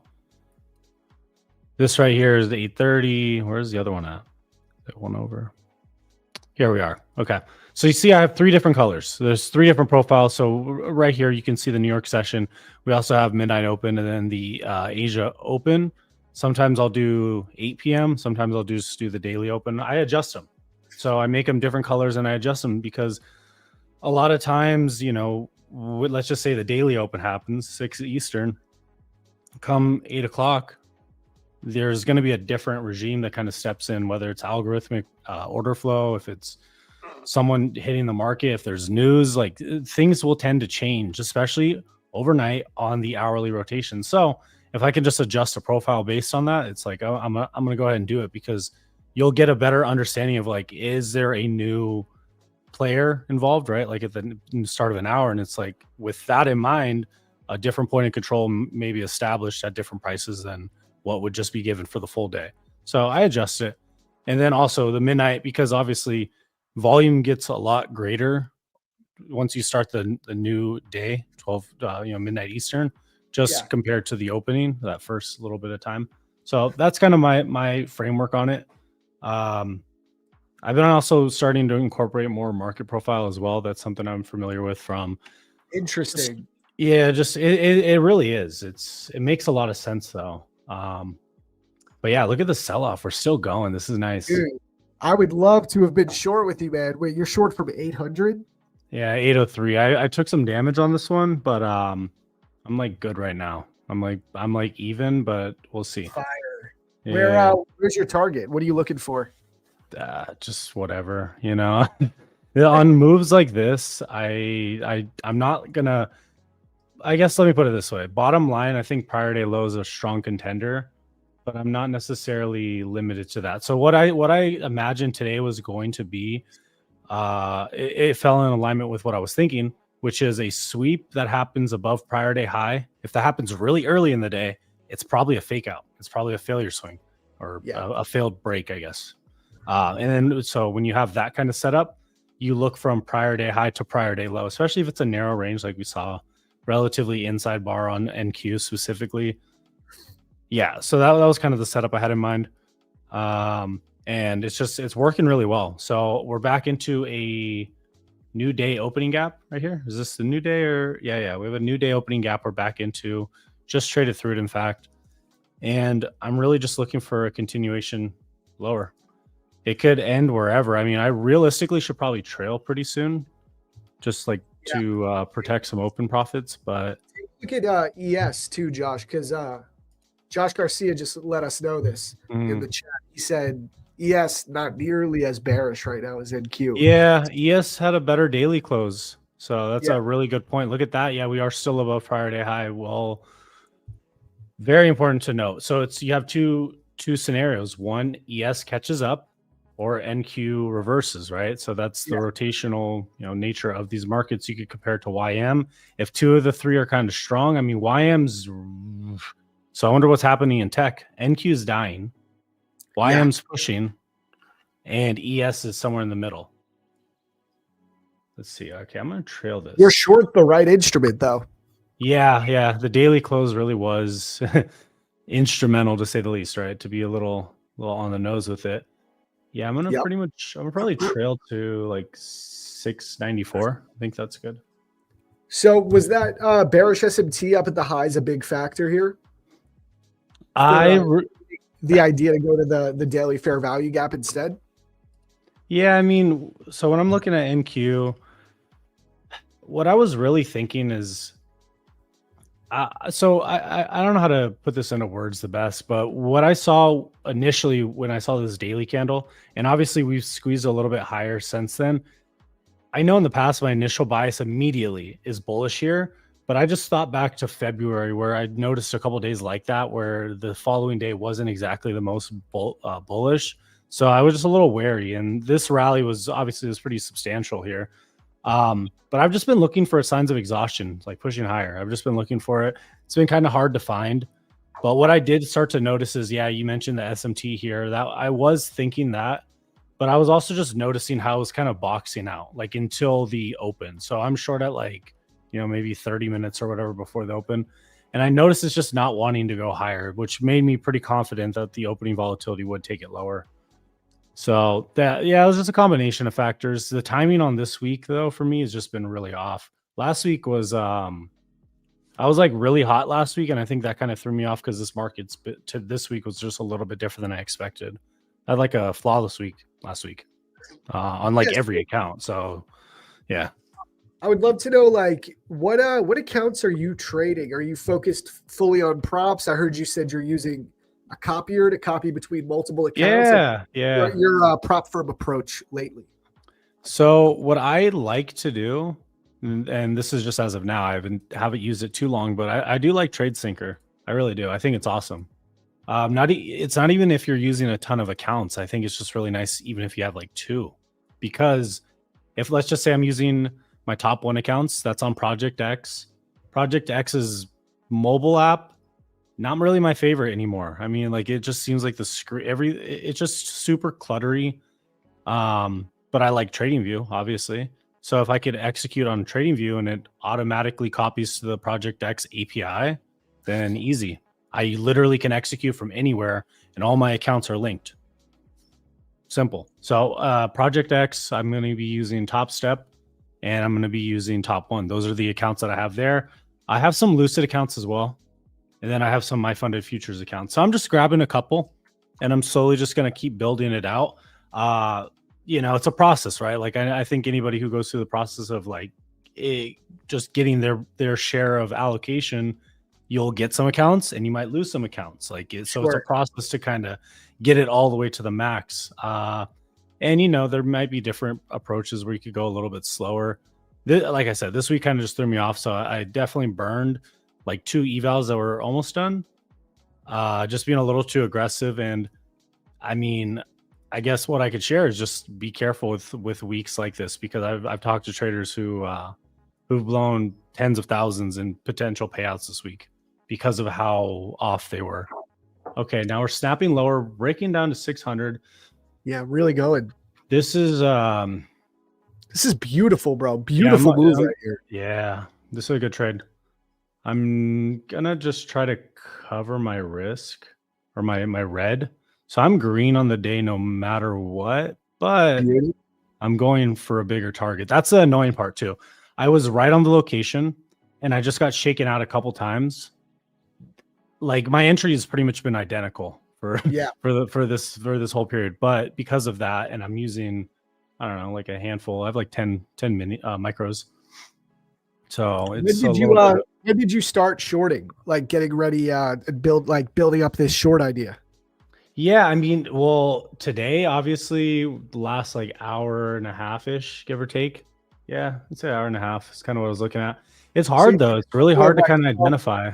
But go ahead, say again. So you just took a couple of small paper cuts, getting that position right. And yeah, I mean, is as small as you want them to be, right? Like the volatility at the highs is pretty aggressive. It seemed unrealistic to me, but anyways. If you're short from 800, I mean, you're floating 800 ticks, 200 points. Mm-hmm. Yeah, which just is about. The volatility has picked up so much, dude. Yeah, I'm hoping we get some bigger expansion. So I don't know if you're ever watching like ATR or anything like that when you're trading. I like looking at ATR. So ATR is basically average true range. Just going to tell you what the average candle range is for whatever the last period is, last 15, 20 candles or whatever. Yeah, daily volatility has been dropping a little. So if you can see right here on the daily chart, notice how I had, if you can still see my chart, I marked out prior day high and prior day low. Those are my only 2 levels that I had. I'll go ahead and remove this volume profile. This one I just drew a second ago. But yeah, I was only looking from here to here, really. Like that's kind of my move. And then I mentioned this daily swing point. So these would be my further stretch targets that I'd be looking at. But I mean, let's just be realistic. That's like I don't know, what is this? From open, that would be, yeah, I mean, it's possible. 952 points is a possible daily move, but it's pretty extensive. Yeah, I think previous day's low is a proper target. Like it's looking like we're going to go there. You also have on the hourly, if you go to the hourly, like you kind of created some stacked lows, some relative equal lows, hourly time frame. So I mean, you have that opening gap right there. So that's the other thing that threw me off. I thought this opening gap was going to get faded real quick. I was wrong. I was wrong on that. That's happened to me it's happened to me 2 weeks ago as well. I thought that 2 weeks ago was brutal, right here. Dude. That was such a brutal grind up. I hated my life. I honestly think I'm still bothered by this. I got so lucky because I had locked in a payout, a 10K payout on Tradeify right before that gap up in grinds. Like I got so lucky because I just know. I know I would have blown those accounts if I was trying to trade that payout in that grind up. That hurt my feelings, dude. That move. Dude, it was just tough. It was an annoying one. All right, so we mentioned prior day low. I'm probably I'll sell half at prior day low. Yeah, I mean that's crazy to me. I'd be full out, but I guess you know what you're doing. You're looking for a bigger target. Whatever. Like there's some days where I'm super I need to take profit, and then there's some days where it's like, dude, who cares? It's just I think this week is just frustrating me to the point where I'm like, it's fine. Which is good and bad. It's really good and bad. So you don't want to ever get too like complacent in that sense. But at the end of the day, I expected to go to prior day low, so I'm gonna try to give it room. You're trusting your analysis. That's all. Yeah, and it will bite you in the ass sometimes. It's not always the best thing to do, because just because something can go to a level doesn't mean it has to, or that it will, or that it like is reasonable for it to do so. There's a million different factors. Trump could tweet right now. I could get smoked. I could stop Also, break bro, even. so we did a poll in the Uh, morning, bullish or bearish. And we were talking about this, like, do you fade mhm. chat or do you follow chat? What do you think the poll says? I think people are probably bullish today. I mean, what were Yeah, they saying? 68% Yeah, bullish, 32% bearish. So for now, guys, I'm going to do this every morning, and we're going to see how often we should fade the chat. yeah. I mean, realistically, it's not a personal thing, but yeah, groups you always not always a hard word to say. Generally speaking, you kind of want to go against what most people think, and that's in life, that's in most things, because large numbers tend to not be right. People tend to be wrong together for whatever reason. That's just how our brains work. I like to think that way. I mean, I look at chat or Twitter or whatever, or Instagram. I look at all these things, and I will kind of base an opinion on if people are like uber bullish. I'm not, like, not necessarily. There's a certain read you could get out of it where it's like, wait, why are you so confident? You know what I mean? Because everyone's level of development.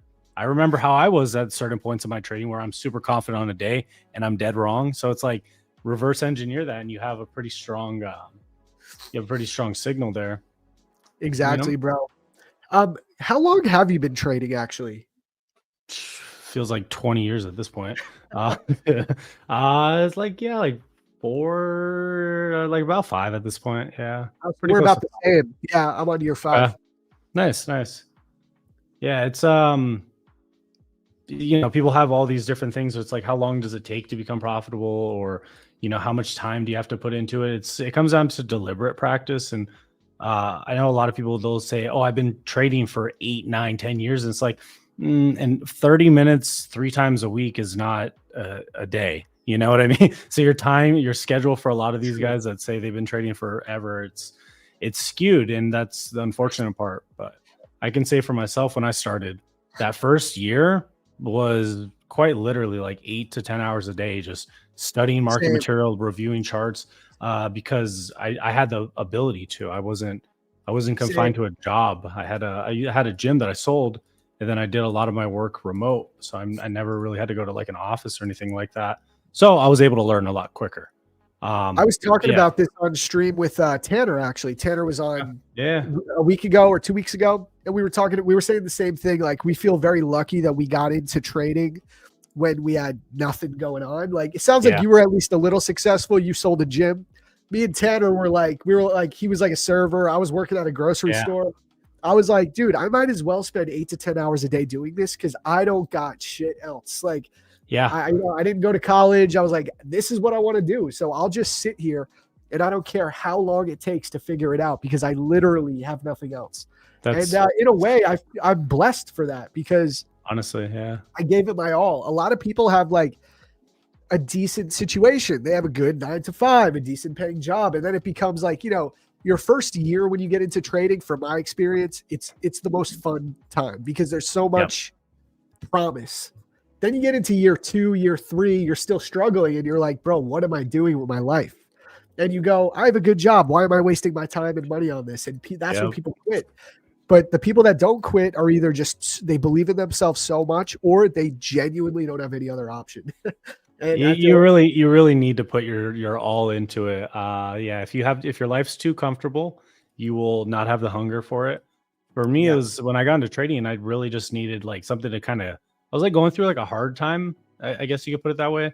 I just need something to like keep my mind distracted. You know what I mean? Like, I needed like a hobby. That's kind of what my thought process was. And I was like, let me try this trading thing, not knowing how hard it would be. Like, I had no understanding of how hard trading would be when I started. I started because I needed something to pass the time, to keep my mind like active. And holy shit, like, I look back, I'm like, if I knew, it's like I probably would not have. I probably would have started drop shipping. I'm gonna be honest with you. I probably started something like that. So, dude, I think 600 is going to be the trail now. Yeah, I mean, dude, we're still going. I think previous day's low seems clear as day. It's just a matter of when not if, right? Yeah, Right now, yeah. I mean, I could easily get wicked out. So here's the thing. If I get trailed out right here, I'll be up like, was that $1,300 or something, which isn't all that great. I guess I sound kind of stupid saying that. But I've kind of been back and forth with this session. So I was up on gold last night, and then I got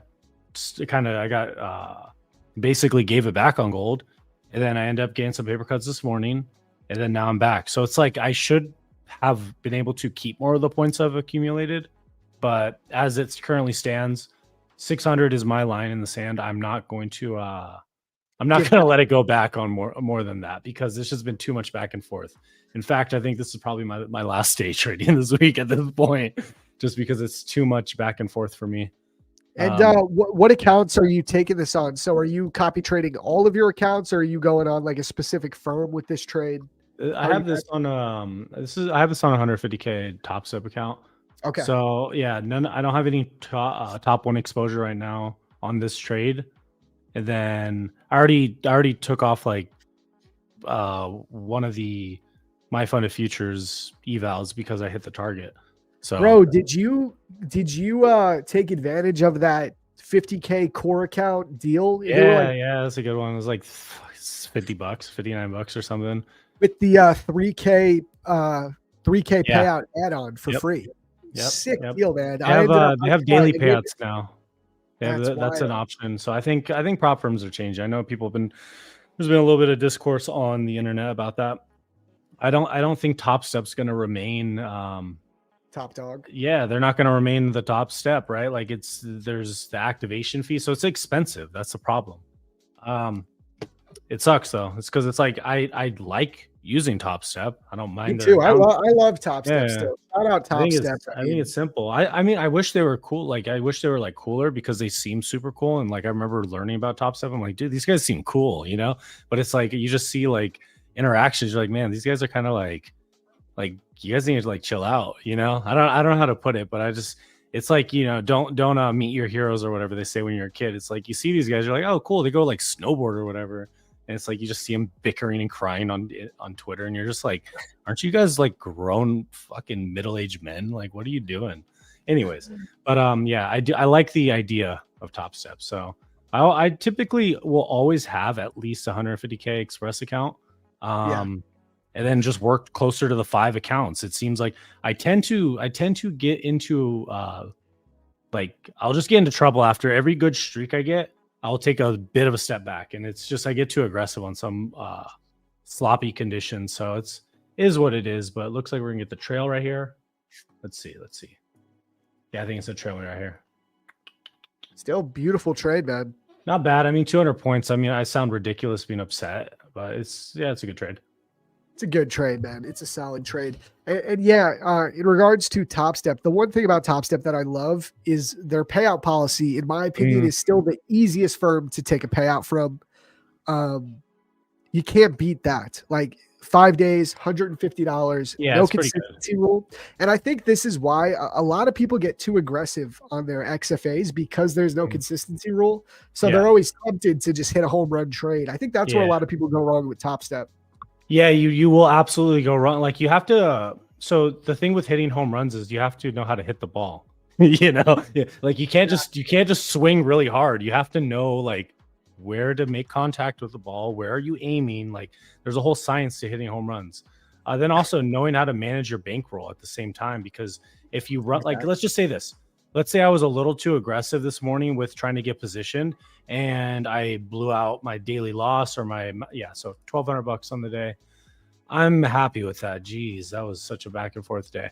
There was a comment right here. Extra Fred said, "Oh no, my steak is too juicy." Yeah, that's a problem though. It's like I sit here in my office and I'm just in my head all day, and I'm like, you fucking suck for like just the most minor thing. But when I say it out loud, I'm like, I sound so ridiculous, and it really is that comment's spot on. But yeah, it's a constant thing. So this account, 1,300 right there, not too bad. No, not bad. I'm gonna get ready to start looking for a trade. I got some ideas, but Christian, do you mind running the stream for like 30 seconds? I just need to take a break. I'll be right back. All right, so pretty much what I had gotten short on, just to kind of reiterate with you guys, it's a real simple idea. Real simple idea. Nice. We're getting a little bit of a bounce. I'm sure there's going to be a higher low here, and then we run for VWAP. But basically, the idea is when you spend a lot of time at a price, like a lot of time there, you have to really ask yourself, what are we going to do? Like, I want you guys to see this consolidation up here, and I'll even box it in. This is super important because I understand it goes down and tests VWAP, but realistically, we're only trading between 820 and like 780. Yeah, 770. This is pretty much the same price. We're at the same price for hours. It goes up, it goes down, whatever. It's all within a couple ATR. Like, let's see, do I still have ATR? If we're looking at the 5-minute ATR, yeah, you're talking like 12 points. So, you know, if it's a 40 point, it's just back and forth. This is one price for a lot of time. So when you spend a lot of time at an area, market's in balance, and it just needs some sort of reason to get out of balance. Opening volatility and prior day high, that seemed like a recipe for success for me. So I went ahead and looked for that type of trade. I was able to get short on, this is something I like to do when, I think especially now, this year, I feel like fair value gaps are getting a little too popular. So I don't think they work as well, personally. But what I was looking at was essentially just any sort of pop. So the candlesticks are a little bit stretched right now, but you know, you see this right here. Let me get a annotation tool. Yeah, when I'm looking at something like this, or like this, or like this, all these little pops, any of these would have been fine. This one just happened to not be the one, or this one happened to maybe be the one. I think actually on my eval, I got this one right here. And then my XFA was like right here. So when you're seeing pops and you expect it to fail back into the range, this is probably your best entry. Like you're trading that resistance idea. I'm expecting it to kind of just stay here. So any sort of push higher, I'm going to look and then just put my stop right above the swing point. That's the premise with that kind of idea. You could wait for a fair value gap in displacement, but I've just found it to be where a lot of these fair value gaps, they just don't hold the same way they used to. Like this is an example of a fair value gap. It did not hold. This move right here, are you kidding me? Like that's a massive move if you're trying to short on this thing. So do you think there's something to that like ICT is getting more and more popular, that fair value gaps are just not going to work as much? Yes, I'm dead serious with that. I don't think it's the same as it was last year. And I don't like mind you, I don't spend my time sitting around watching ICT videos. I don't care. I have other stuff to do. But I will every couple months. I'll go to the channel and see like how many subscribers does he have, because when I started learning about this stuff, it was like a couple 100,000, maybe. Like, you know what I mean? It was like million now, right? What does he got? I last time I checked, I'm pretty sure it was over 2 million. Like I'm like 90% sure it was over 2 million, which is unreal, dude. Yeah, he is the biggest trading educator in the entire industry. Yes, I mean, I would say at least top 5. I mean, there might be some people I'm not thinking of, but yeah, he's definitely up there in terms of yeah. And you know, for better or for worse or whatever. But the problem lies in the fact that when everybody knows the same strategy, markets are going to exploit that. Whether it's, you know, algorithmic like front running that's kind of happening, or if there's just simply the, you know, programs that are pushing. It's never a matter with, you know, with what we're trading, it's leverage. So it's never really a matter of direction that people get like messed up on. For the most part, it's generally the path. So just because, yeah, today we went down in a straight line, that's great. It won't always go that way. But mind you, we went straight down and it's like, where's your fair value gap? I guess you got that one. Sure, that one worked. But a lot of people would be left hanging because there was no fair value gap there. And they would think this was like shorting the bottom path. So a lot of times we might have a stop too tight, market rallies too high, and we get stopped out, or it just goes too aggressive without us. So that's how markets essentially induce you to either chase or to re-enter a trade after getting stopped out. So yeah, when it comes to fair value gaps, I think there's going to be a lot more of that, where, I mean, every market technician I've ever heard speak on it says there's a lifespan to your trades, right? Like there's a lifespan to your playbook. It will come in phases, and markets eventually just shift. You know, this is a very different market than what we saw, you know, with Biden. Honestly, it's a way different market, and very different market. I don't know if I like it. I'll be honest with you. I don't know if I like it. I've had some good trades this year, but I don't know if I like this market. It's a little, especially since like October, like that big panic sell off with that daily chart. Like, what is That was this? wild. It's terrible. I mean, I sold everything right before this, and then it happened. I felt like the world was going to end because I was like, wait, why did I sell everything? But now we're still persisting higher. So it's really a matter of like what secondary markets are going to do as well. So someone in the chat, in relation to what you're talking about with fair value gaps, they said, like, what about order blocks, breaker blocks, suspension blocks? I don't really look at those, to be honest. But what do you think? Yeah. Do you think those might hold more weight if less people are using those? Yeah, I think there's value in the less crowded trade. That's a term you'll hear throughout your trading career is the trade crowded? Because if the trade is crowded, meaning let's just say everybody's used to buying the open, just opening drive, just straight off the open. Why wouldn't the market makers or whoever's, anybody running a big book, why wouldn't they be incentivized to cause damage there? If they know that a certain behavior is being rewarded, why couldn't they go in and now cause pain to that type of behavior? Because ultimately it's going to benefit the counterparty to give you a hard time because you're more emotional, you'll spend more, you'll get more involved in the market, and then commissions. That liquidity, commissions, it's all the same thing when it comes to what drives a market, in my opinion. So yeah, order blocks are good. I know during Trump's initial tariffs, order block entries were almost the only thing I would take. Genuinely, it was the only type of trade on order blocks. I used order blocks before fair value gaps, and then when I found the fair value gap, I was like, okay, this is so much more efficient. But order blocks were huge for me, and they work. Yeah, they're massive. So I'm not gonna say, oh, it's the fair value gap that's broken. It's the fact that it's very popular. That's the issue. And I never thought I would be like, oh, I don't really use fair value gaps that much. I really don't anymore, honestly. I really don't. Like, you see this trade right here. This is cool. Whatever. It stabs through VWAP. You get a little pullback in a fair value gap. I'm telling you, a couple years ago, this thing would have just ran for this like almost immediately. And instead, it's just like this lazy grind, So it's just, I see a lot of that. This is more than just this example. In general, I find it to be, I could have probably had a better entry than the fair value gap. I almost wanted to see the displacement after I'm in the trade, if that makes sense. Or like a re-entry, like an add to the trade. I like that. But yeah. No, it's fair. It's fair, man. What do you think about current price action? We just put in a bullish SMT divergence on ES and NQ. Market is still higher time frame bullish. What do you think about a pullback here? Or even maybe this is the local low. Also, NQ tapped its previous day's value area low. It's bouncing. We might have a 5-minute inversion here with hourly bullish SMT. There could be a long here. Could be. I know. I mean, the 5-minute looks good. It looks clean.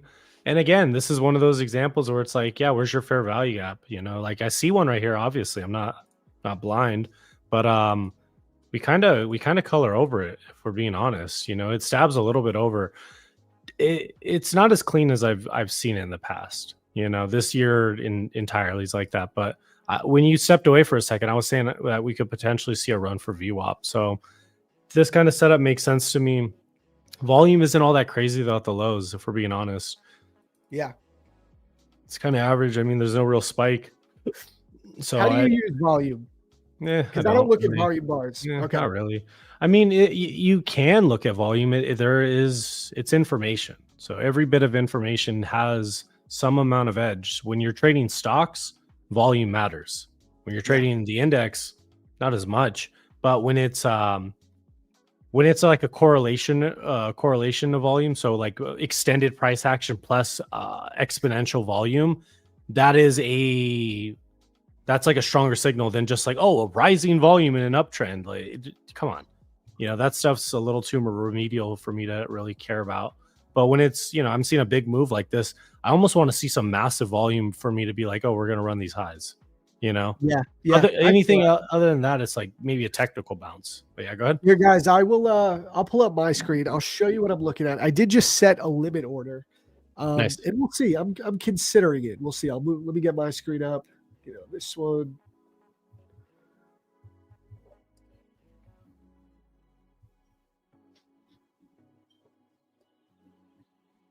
Wait, we're having. Oh wait, hold on. We have a little issue here. Let me fix this. It's only letting me have either my face or my screen. That's interesting.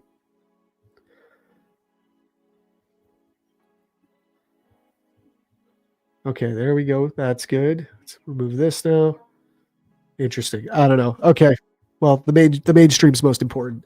Okay, so I got this limit order right here. We did invert that 5-minute gap. This is what I'm looking at, guys. So we have a bullish SMT right here. I believe it's this low. Or no, it's right here, I mean. So NQ made a lower low right here from this low November 11th. If we go to ES, it is not taken out that low yet, right? So bullish SMT right here. Wait, wrong tool. Here we go. On top of that, ES is still above its previous day's point of control. So I like to use the previous day's point of control, Christian, as like a strong line in the sand for me. Yeah. Again, it's never black and white. It's nuanced, but general rule of thumb, I have an easier time getting long above the previous day's point of control and getting short below it. So I have that. If ES continues to hold its previous day's point of control and holds this bullish SMT, at the end of the day, we're in a higher time frame bullish trend still. So I think maybe I can get along and we'll play it by ear. So we just got filled. Okay, let's see. Let's see what happens. I ideally don't want to see us break strong below this inversion. And I do feel like this is a bit of a riskier play. I'm only in a 3 micros. Like it's a riskier play. This may fail quickly. I don't know what's been happening this week, bro, but I tend to lose my first like 1 or 2 trades and then the third one hits and we get back. But we'll see if that's going to be another situation today.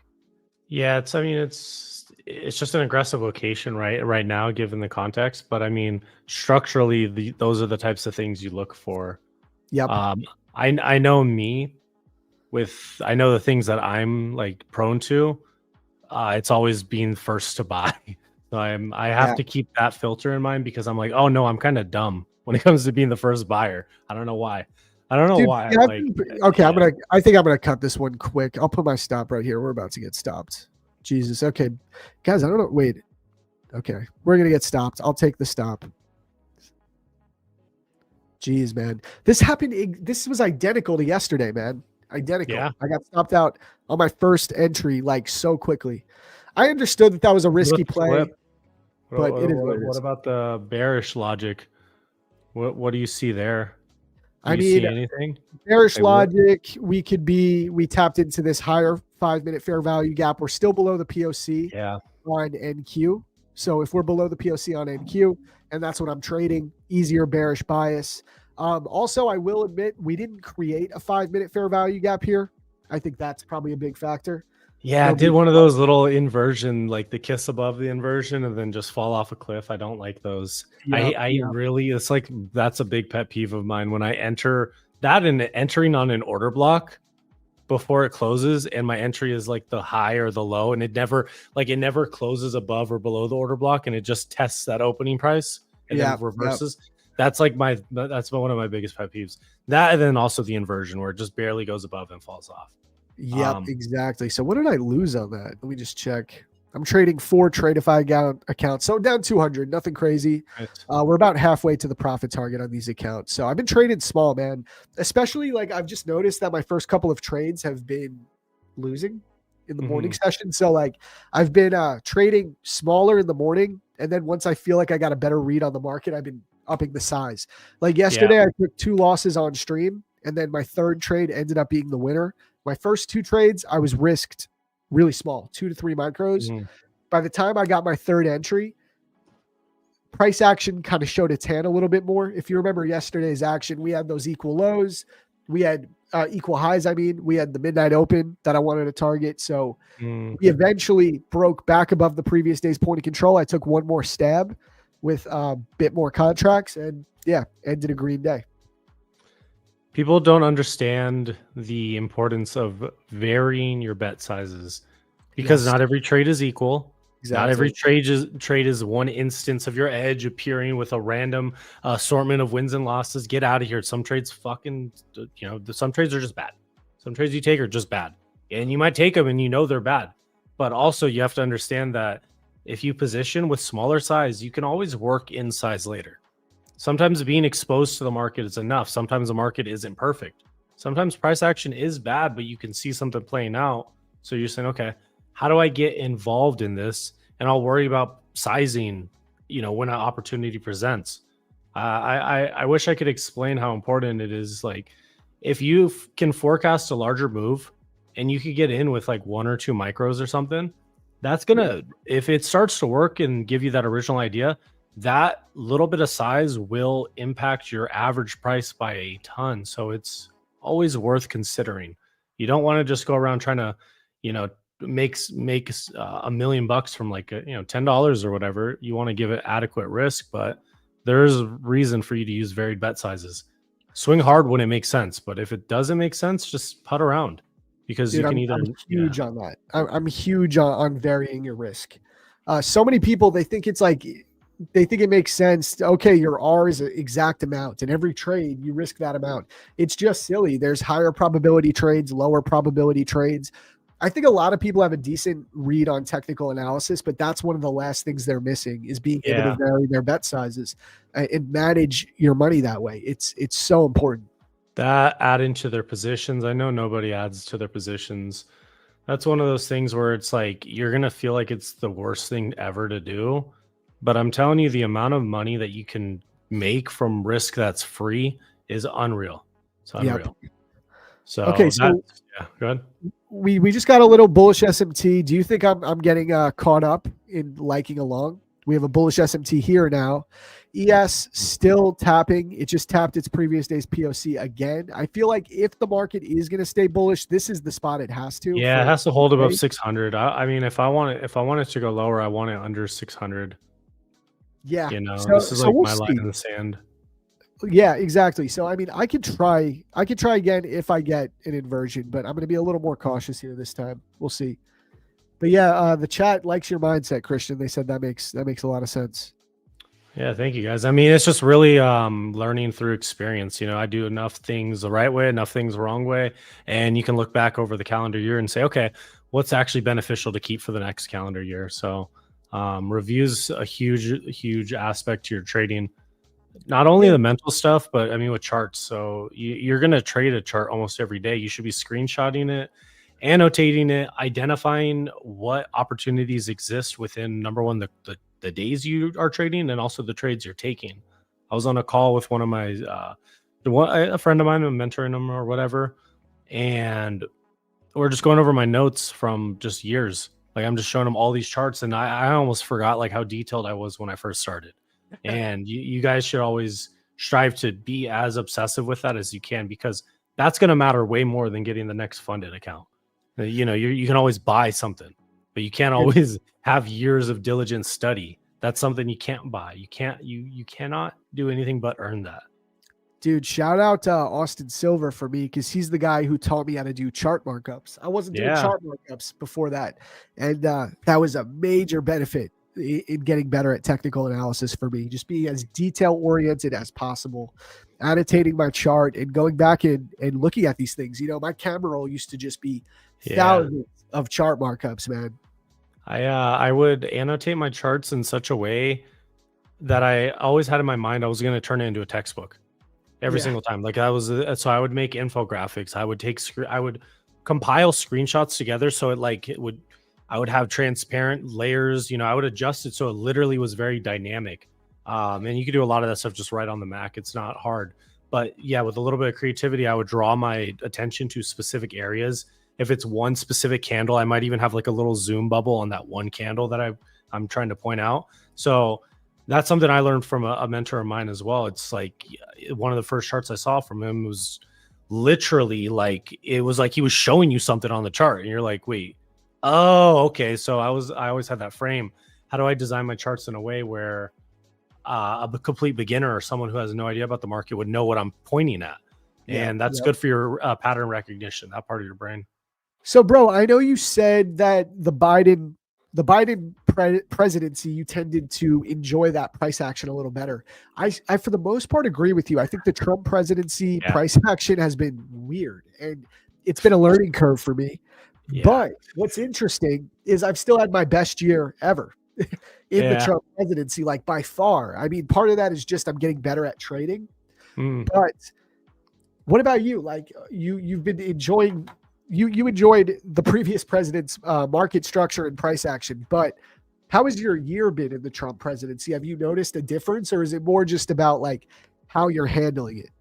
Yeah, I mean, you can, so with good money management, you could turn any market into a very profitable year. The last year was better for me than this year. I've had bigger trades. I've just had too many, for me, in my mind, that's how I view it. It's like unrealistic setbacks where I found myself just in certain like loops that I didn't necessarily think. I'm like, this like amateur shit, like it wasn't very common for me to ever really blow accounts before like this year. And I'm just like, wait, what's going on? But I have to be realistic and, point out the fact, just like I did go through a lot of change this year. I moved into a new house. There's just tons of problems. It's like, it's just tons of problems to deal with here. Like I legitimately didn't have power in half this place for like, 4 or 5 months or something. It's just been there. And this has been one thing. Say it again. So it affected your trading on top of there was a historic heat wave here. I did not have AC. We had to get a ton of stuff done in the attic, so I had to take insulation out. It would be like 90 degrees inside the house, so it's completely unrealistic for me to expect to be unfazed by it. Like it really is. But I'm stubborn and I don't consider how I feel, because it's like, dude, it's just trading. But when I look back, it's like, yeah, those had a huge impact on me. That was like literally May, pretty much beginning of May we moved. So anyways, it's just like a lot of stuff like that. That's pretty easy for me to kind of point out though. And it's like, okay, cool. Now that things are settled, I don't have that like uphill battle kind of going. But other than that, I mean, I've hit some pretty massive trades this year. I mean, just the last month alone, there's a handful of 5-figure trades. I was going to say, you made 5 figures on some XFAs, right? Recently? Yeah. There's been quite a bit of those opportunities where you could just swing and hit it. I was honestly kind of hoping today was another one of those, but it's kind of stalling out.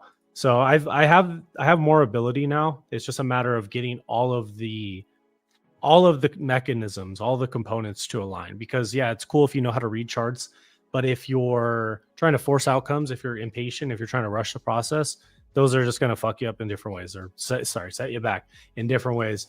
So it's just that. And with your trading, everybody listening, it's like you'll realize that there are those opportunities for you to kind of, sit back and assess, okay, how do I do this different? How do I not run into these same issues? Because it'll never be, it's, trading, like every day in trading is a little bit different, but it's always the same thing.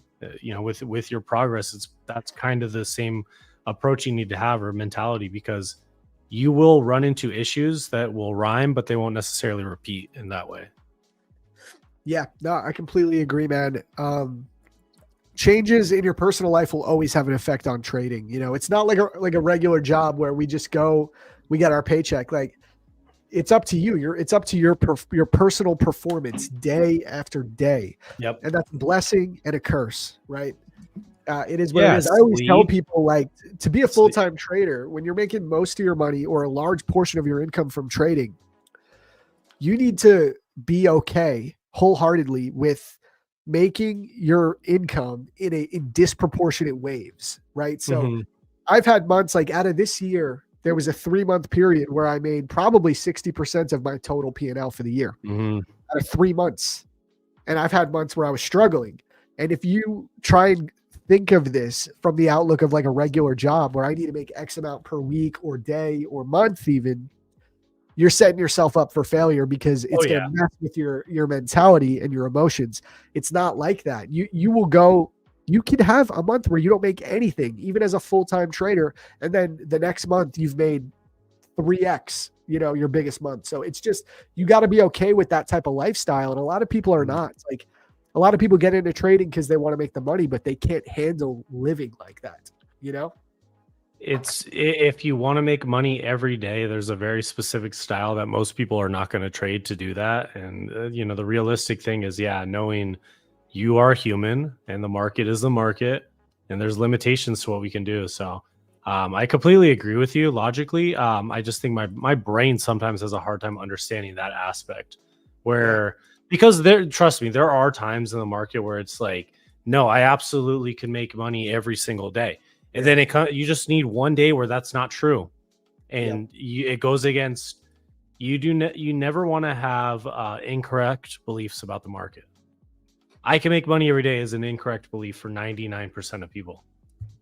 So the moment we start hearing yourself say that, you need to take a step back, because you'll be taught something. Straight up, bro. Yeah, look at this, guys. So, I mean, bullish SMT still holding, but I'm definitely not going to take this long anytime soon. Not yet. Yeah. I'm giving one little putt for the short still. Okay. I'll go back to I'm only gonna risk like $200 or whatever.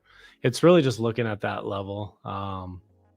Let's see. I guess I could pull up this other chart.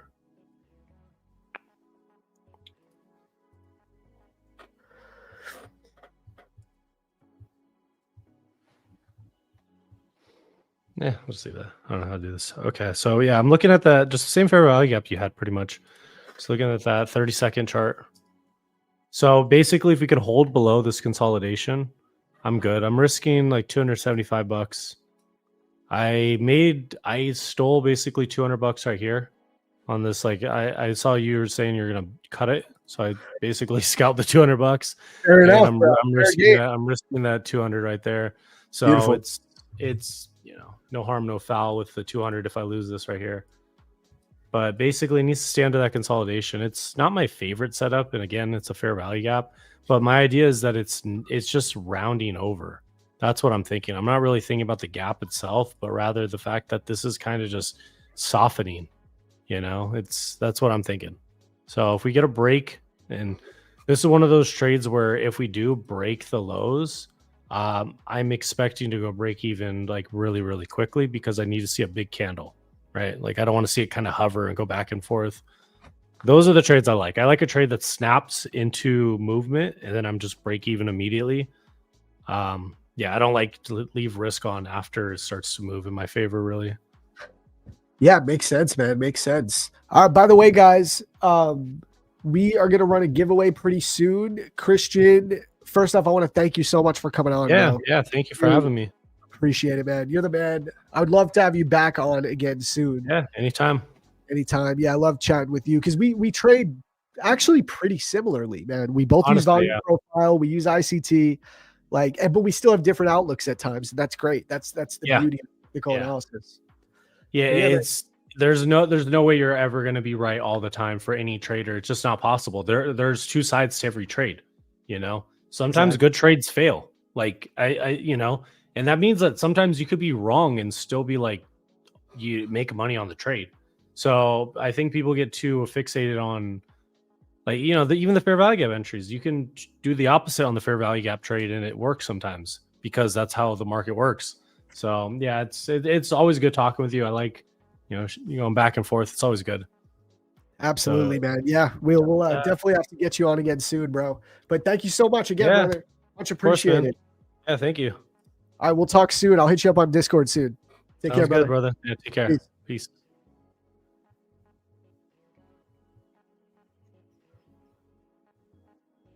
All right, chat. Let's get my screen back up.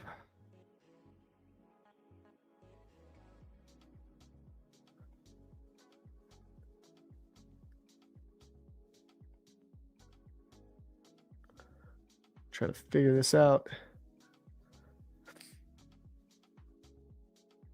There we go. Beautiful. Beautiful. Get this one up. So chat, we could run a giveaway pretty soon. W's in the chat for Christian, man. Great trader. I mean, he caught like a freaking amazing short right on stream, right? That was like, could not be better. We love that, bro. Yeah, W's for Christian. I mean, the dude caught like an 800-point short right on stream live in front of our eyes.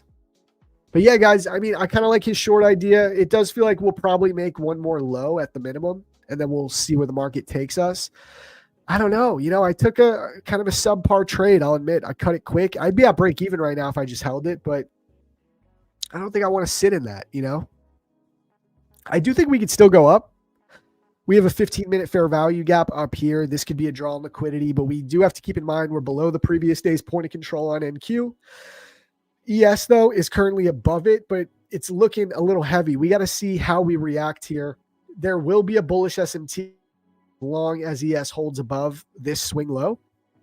So listen, if we hold that bullish SMT on the higher time frame and ES pops back above the previous day's POC with some strength, maybe there's a long and we continue the higher time frame trends.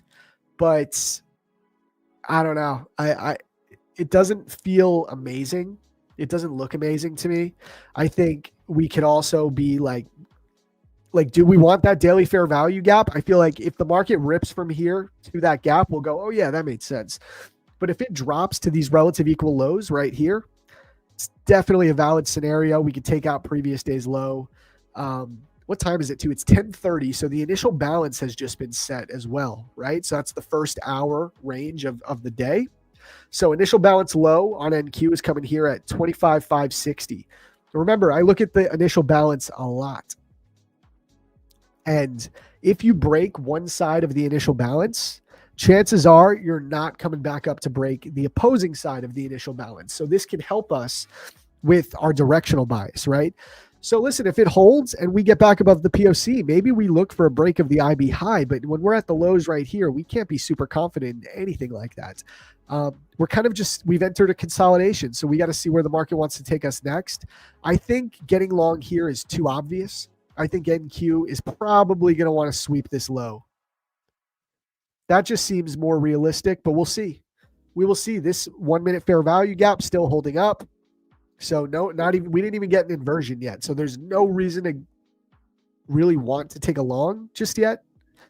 But it's also too low for me to short. So that's what I'm looking at. Stoic, I added you on Discord, add me back. Okay, yeah, brother, I definitely will once I get off stream. Absolutely. Shout out Stoic in the chat.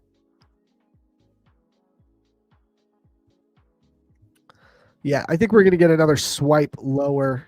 And again, market's volatile right now, guys. So you don't want to get long up here because this is like a 30, 40 point swing just to this low a day. And I feel like we can easily run these lows one more time.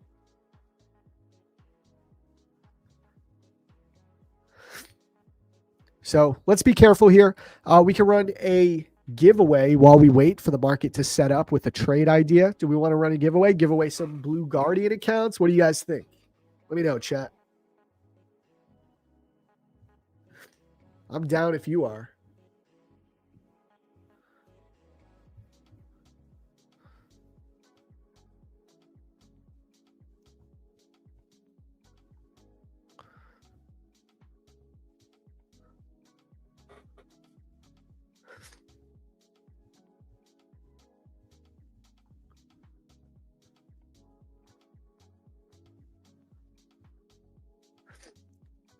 Giveaway time, chat. Okay, guys, remember, you're going to enter our Discord. So you need to join our Discord if you want to participate in the giveaways. Let me drop that link for you guys so that you can join our Discord server. Just give me 1 sec. I'll drop it in the chat for you.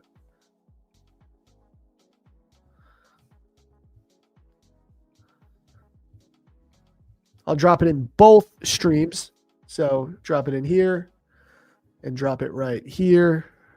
So look at that. Looks like we're going to take out this low, which honestly does not surprise me one bit. Market has given no reason to think it's going to be bullish just yet. So get ready. We're going to see that low a day get taken out, I think, most likely.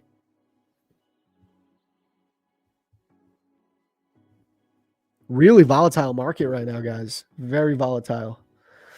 But that's good too, because it means, you know, we can easily capture another 100 points today if the market's going to continue moving the way it's moving, right? So, all right, guys, I just dropped the link to the Discord. So go ahead and join. If you haven't joined yet, join the Discord channel and I'll pull it up so you guys can kind of see. I'll explain how we do this if you're new. So you're going to go here to our Discord.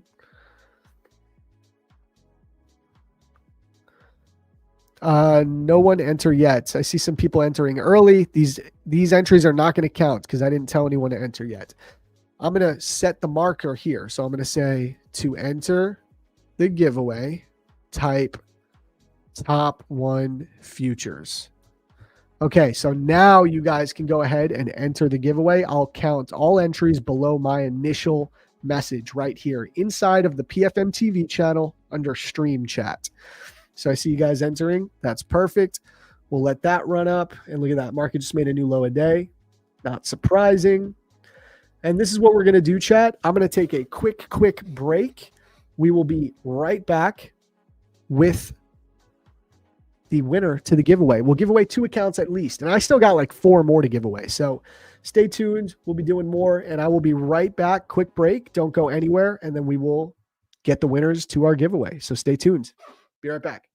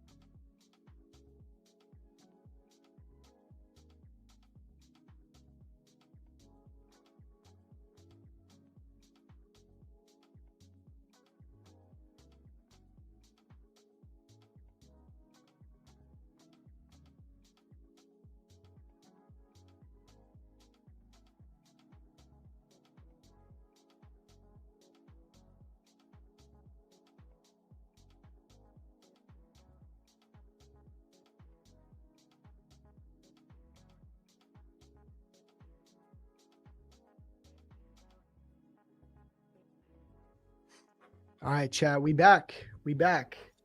How we doing? Everyone get their entries in Discord in? Just see something. How are we doing?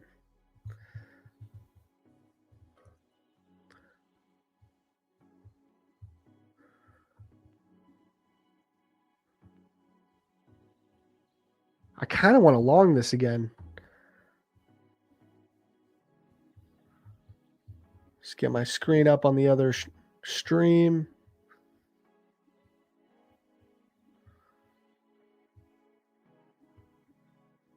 There we go.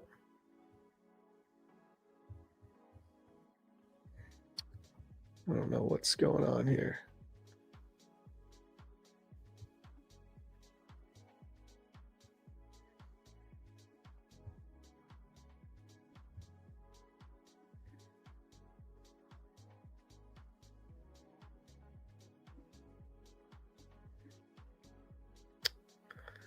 Need some technical help here on this other stream.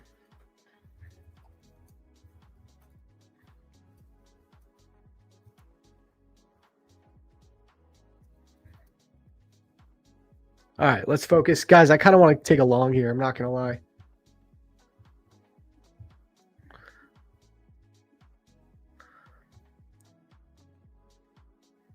All right, we might. Let's get this giveaway, though. Let's get this giveaway going first. I'd say that's a little more important. We promised we'd get that done. ES dumping. NQ kind of holding up after it swept this low. Damn, ES really lost that previous day's POC, though. No more bullish SMT right here. So what do you guys think? I mean, damn. So ES did just tap into this hourly gap. Surprised I didn't have my eye on that. This is really the line in the sand higher time frame. They like the Bulls need to defend that level. And NQ, it's not really in any kind of key level, so that's important to understand. Except the value area low. I mean, we are above the value area low technically. So maybe we get a pop here. I don't know.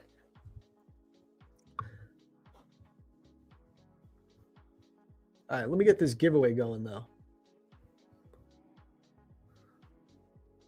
I see we got all of our entries in. Beautiful.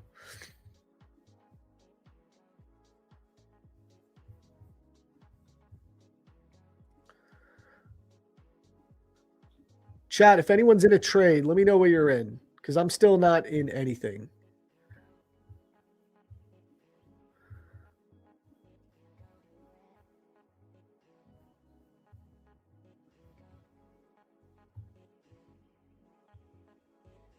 Get this list set up.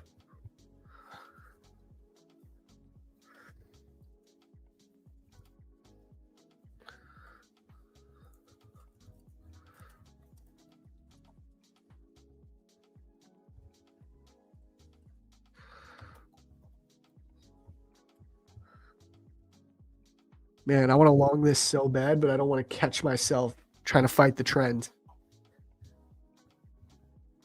Okay, I'm just getting this list going for you guys. All right, let's run this real quick.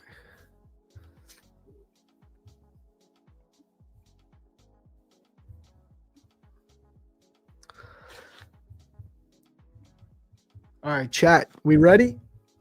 I see some people are in a trade. Jenna is in with a tight stop. You in a short or a long? Let me know. But I do want to get this giveaway done first.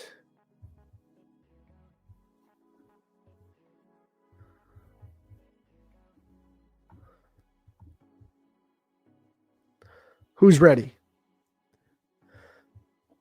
So, Biker Batty, the way we select the list is you got to join our Discord. I dropped the link in the chat. I'll drop it again soon. You can get into the next one. But you need to join our Discord, and everyone gets their entries in inside the Discord channel.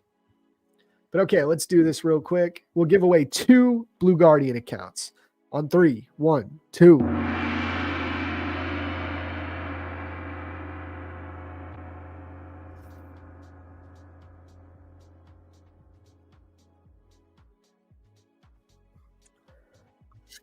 Wingho 88, shout out. You want a top 1 futures, 25K elite account. Big shout out.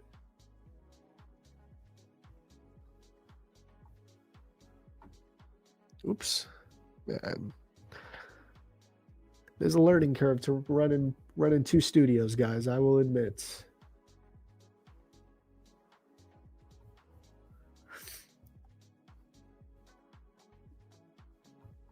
All right. Congrats, though. Congrats. If you didn't join the Discord, you're not on the list. I'm not sure. Unless you entered late, which is always possible.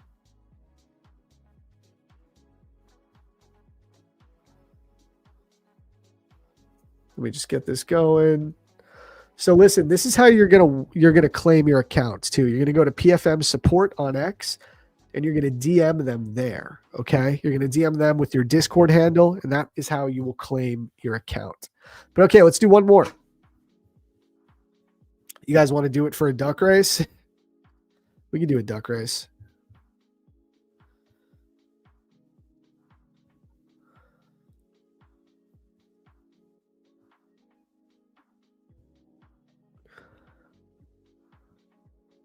Oops.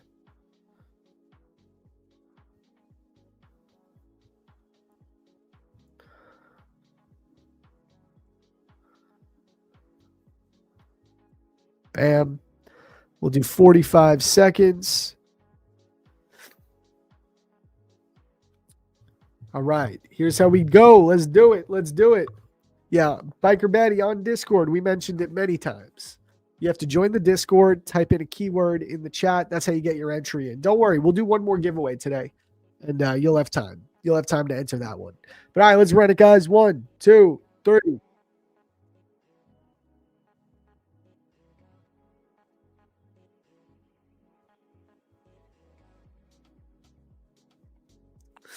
Wild Bite running up in the front.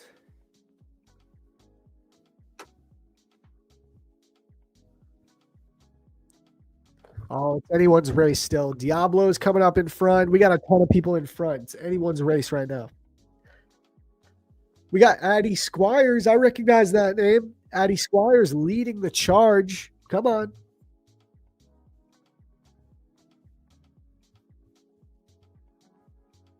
That's a lot of ducks. It is a lot of ducks. Oh, Future Zone. Damn. Okay, shout out Future Zone. Shout out. Again, to claim your account, go over to PFM support on X and claim your account there. I'll drop the link in here.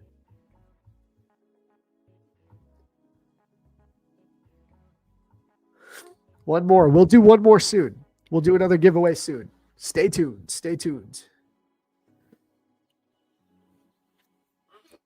Congrats. Congrats. Yeah, man. I don't know about this market. Guys, what do you think? You think we're just going to keep going lower all day? You guys think we're coming for these lows? Is that the idea? That would be previous day's low on NQ. I think it might happen. This is such a tough read. This is why I'm hands off right now. I don't like anything here. I don't like the way these lows are getting stacked up. I feel like NQ could totally just want to rip it down to previous day's low. But I'm also like so aware that we're in a bullish uptrend. But like we do have new week opening gap. I think the market wants to go to the new week opening gap. Yeah, this is like a trash price action though. If you didn't catch those longs, it's like, I mean, if you didn't catch those shorts, there's not much to do here. You know what I mean? Yeah, I do not like this one bit.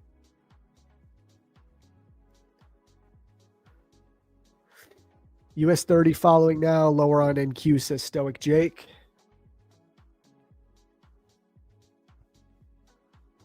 Yeah, I don't know, man.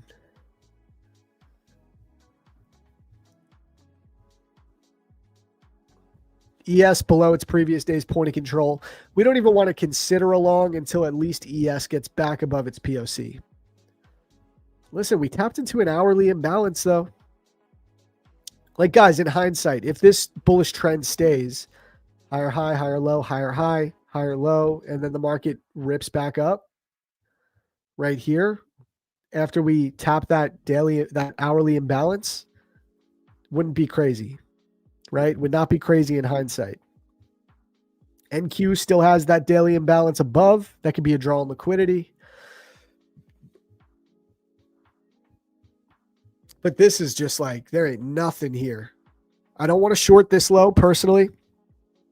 And there's no long. There is no long right here.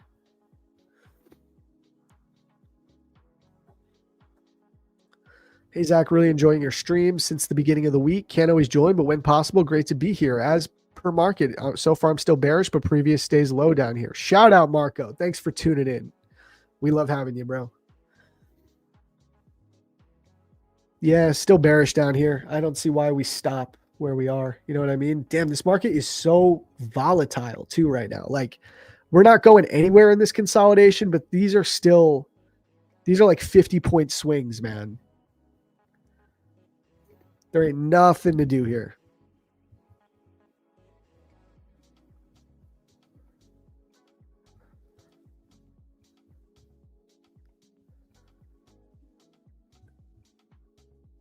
Just got to stay patient right here.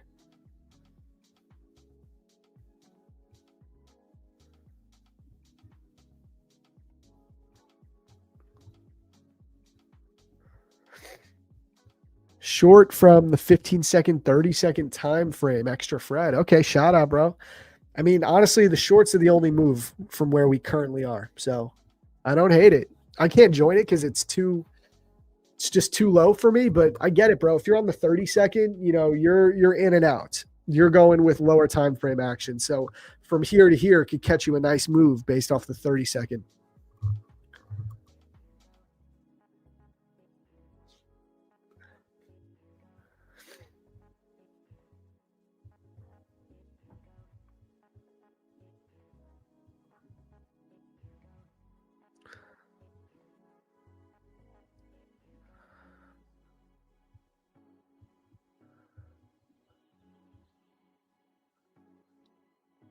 Yeah, NQ, I don't know, man. Don't know about NQ right here.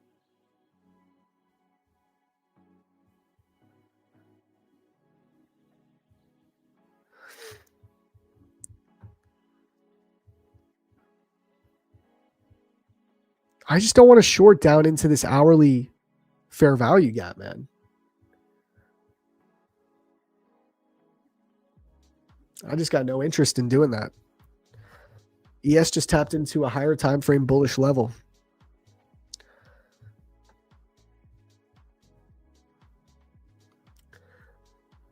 We are at our line in the sand, though, so we just got to pay attention to this gap on ES.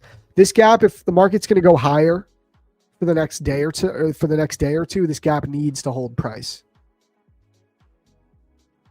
Look at that, though. This candle, it looks like it wants to expand down to this low. On that 15-minute, look at that.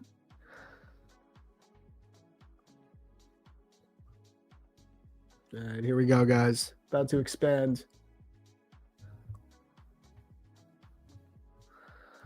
How many points away is previous day's low? It's like 100 points. It's so volatile right now, man.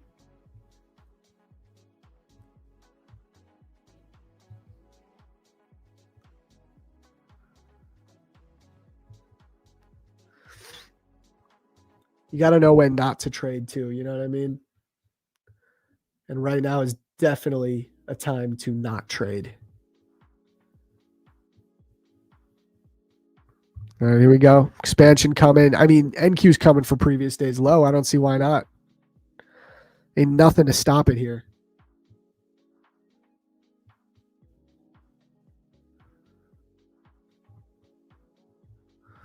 Why don't I want to short it to that 1 hour fair value gap if you know it's going there for a quick scalp? I don't know, man. I just don't feel it. I don't feel it. From a technical perspective, I think that will probably work. Something about me just doesn't want to do it. I'm not liking it. I just don't feel the price action in me today.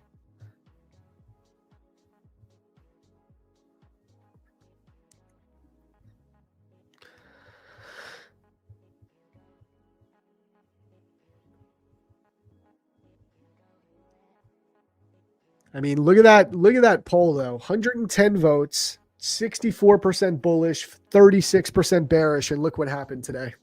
Interesting. Interesting.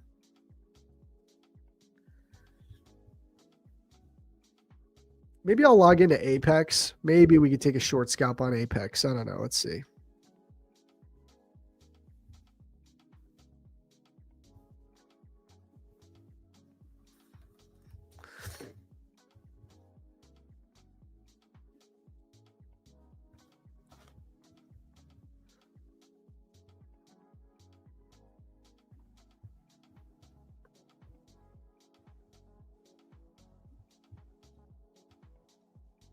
Not right here, but in general, I just want to have the trigger ready. You know what I mean?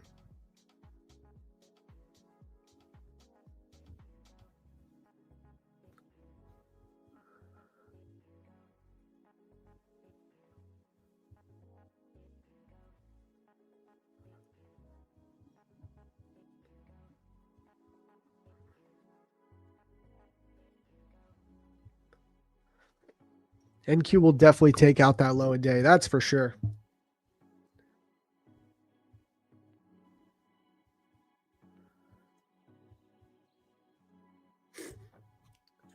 You should do that poll every day so we can fade the chat. Honestly, yeah, bro. I'm kind of with you on that. I think that's smart.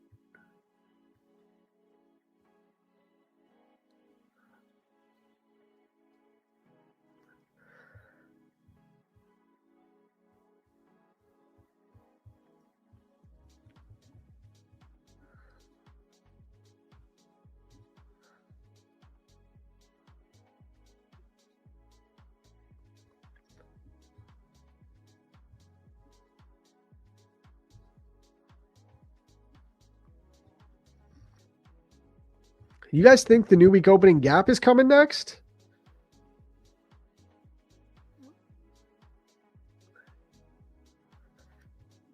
I don't know, Josh, to answer, like, to go a little deeper into your question on why I don't want to short down into these lows, something like I still have my eye on this daily fair value gap. I think the market wants to get there eventually, and I just don't want to catch myself shorting down at the lows and then we rip to this draw in liquidity.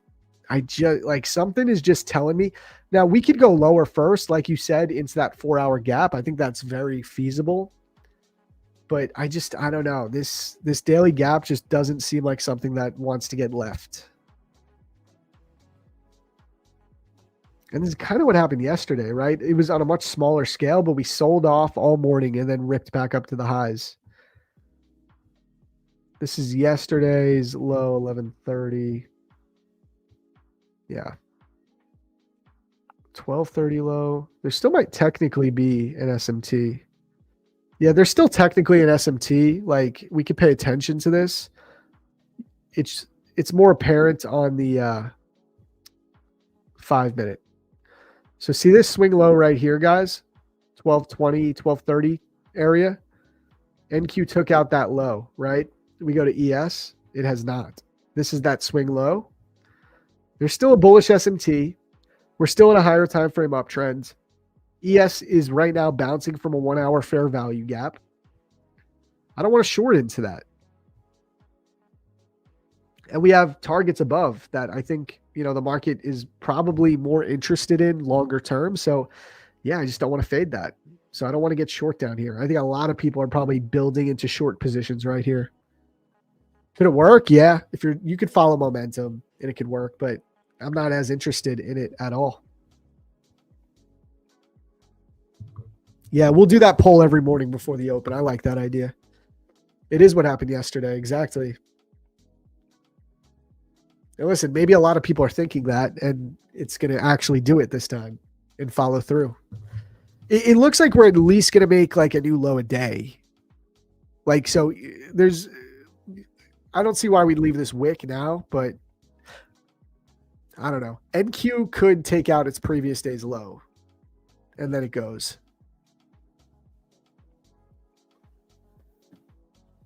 But yeah, not my style here, man.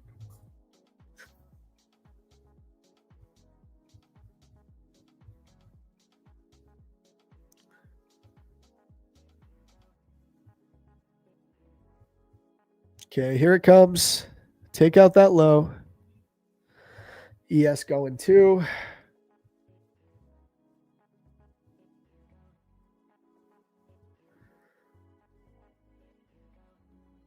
Heavy market today, though. I mean, as much as we talked about this, it's similar. It's different. Like, this is like a much different move from this yesterday. You know what I mean?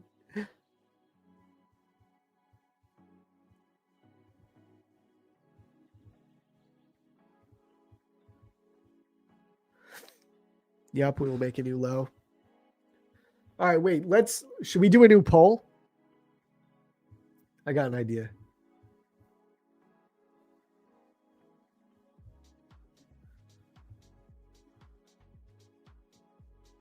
I got another idea for a poll.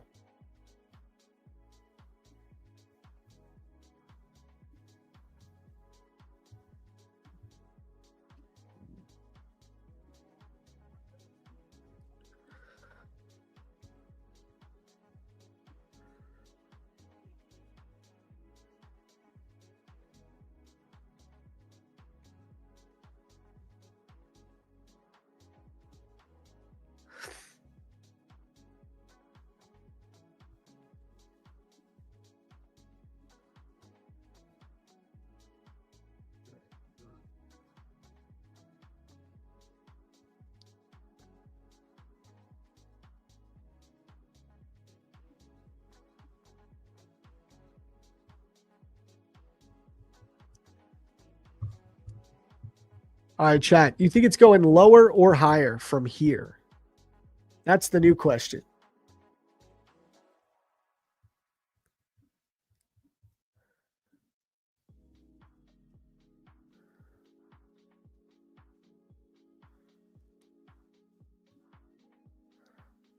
Here we go. Okay, we're going to end this poll.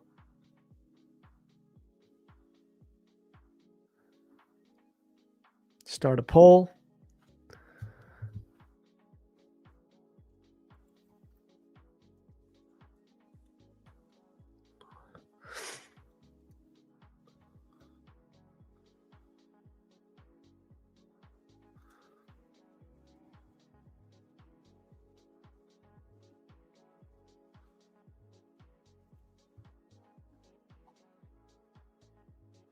All right, just started a new poll. Question is, does NQ go lower? Oh, I said lover. Hold on, let me redo that.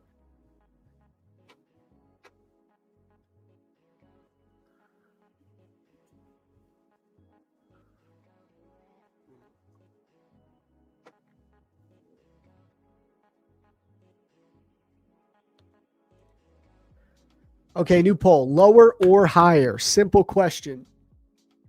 From where we are right now, is it going lower or higher? Lover all day. This is the question. We got to know what chat thinks. Higher or lower, okay? We got to pay attention to this now. And if we got to fade the chat, we got to fade the chat. Sideways is honestly not the worst take. Not the worst take at all.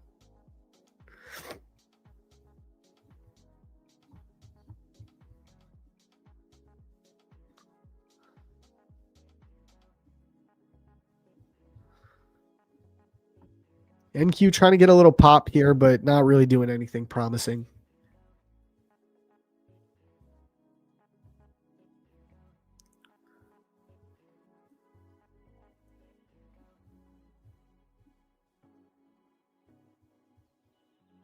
%58 higher, 42% lower so far. So do we got to fade chat? Do we got to go short?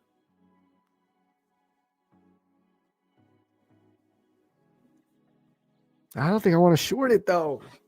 But if I faded chat this morning, we would have been chilling.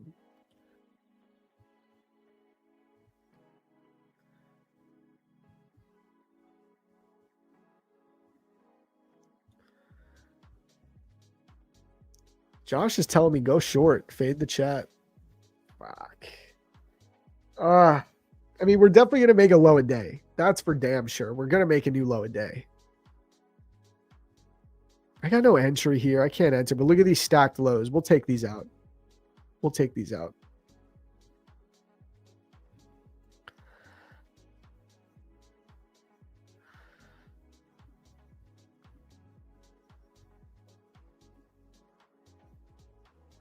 I think it's doing what yesterday was done. Yeah, we talked about that, Dharmesh. I mean, it's possible, but just remember, guys, like yesterday was a little different. This was the sell-off in question yesterday, which it was nothing. It was just nothing at all. So we were able to reverse this very quickly.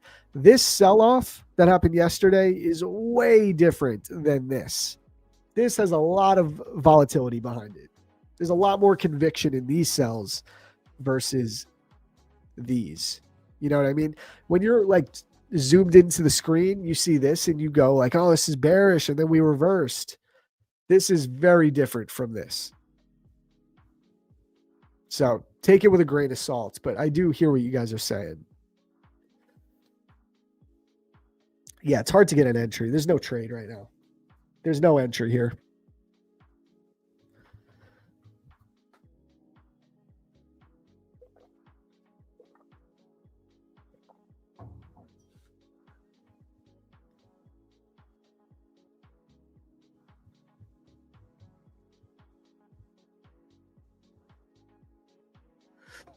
You know, these are those days where like market kind of blows its load right here, and then it just does this.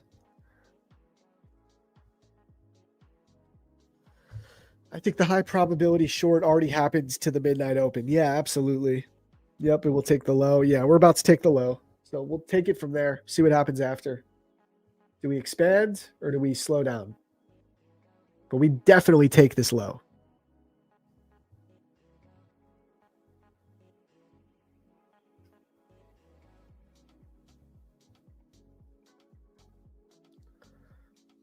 Just missed the low by like a couple ticks.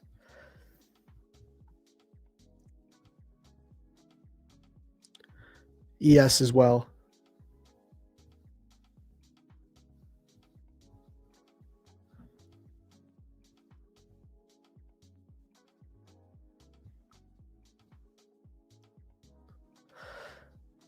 Yeah, I think we got to pay most attention to this fair value gap up here on the 5-minute. It also lines up with the previous day's point of control, right? So if a similar scenario like yesterday is going to happen again, it's got to get back above here, and then it would look identical to yesterday, right? Where we dip below, we take out all those early longs, we come up. If we can displace above this swing high and coinciding with the previous day's point of control, break above both of these levels, then a long bias to fill this imbalance and ultimately go to the daily fair value gap is fair play. But until then, it's like you can't do anything with high probability. We could totally just slam down to previous day's low first. And it's 50-50 right now on lower or higher. So totally 50-50.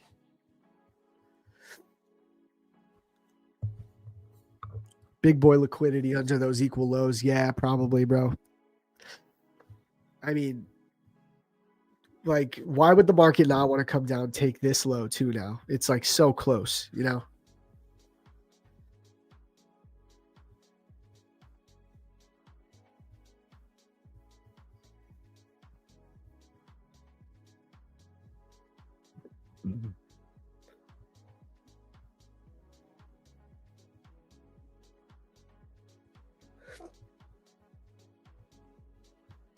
Patience, chat.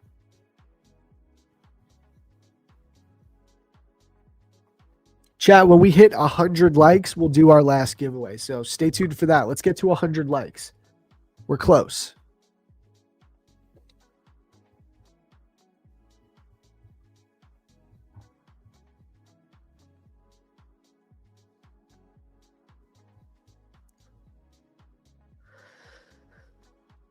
Gross.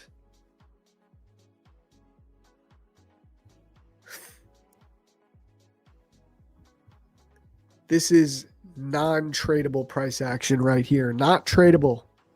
Nothing to do here. Yes, it is free to like and subscribe to the channel. Big facts.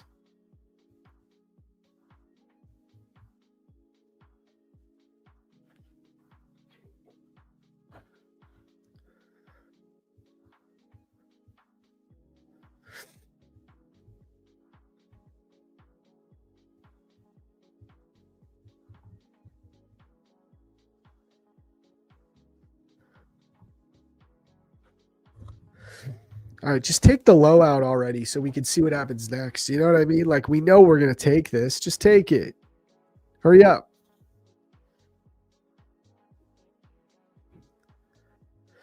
We can't think of anything until these equal lows get taken. There's nothing to do until then. So I just want to see it get swept. And then we see, do we displace lower or do we kind of chill for a little bit?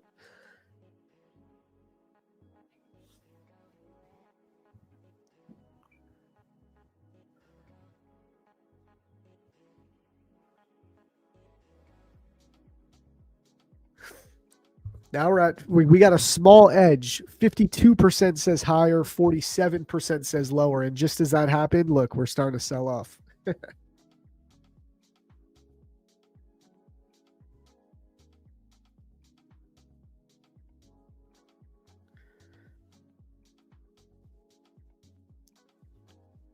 Okay, take the lows and then give us something to do.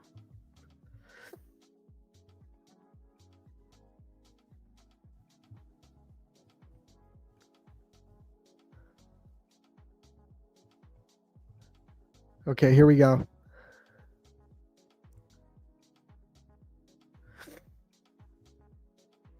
Lows have been taken.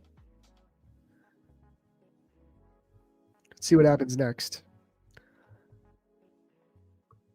This might be just a bleed day, guys. Sell-off day. There goes my TP. Shout out. Extra Fred hit his TP. Sick.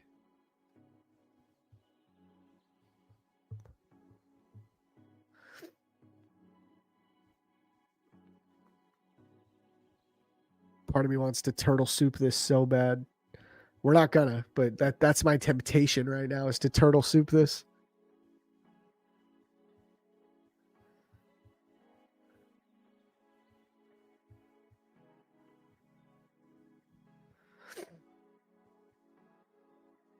ES also took the lows, digging deeper into that hourly fair value gap.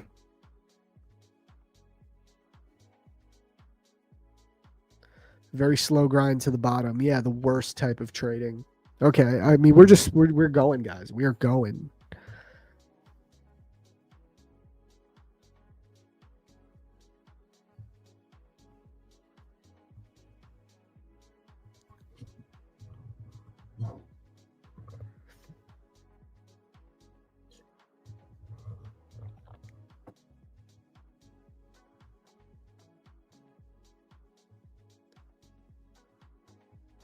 All right, at this point, NQ needs to take previous day's low.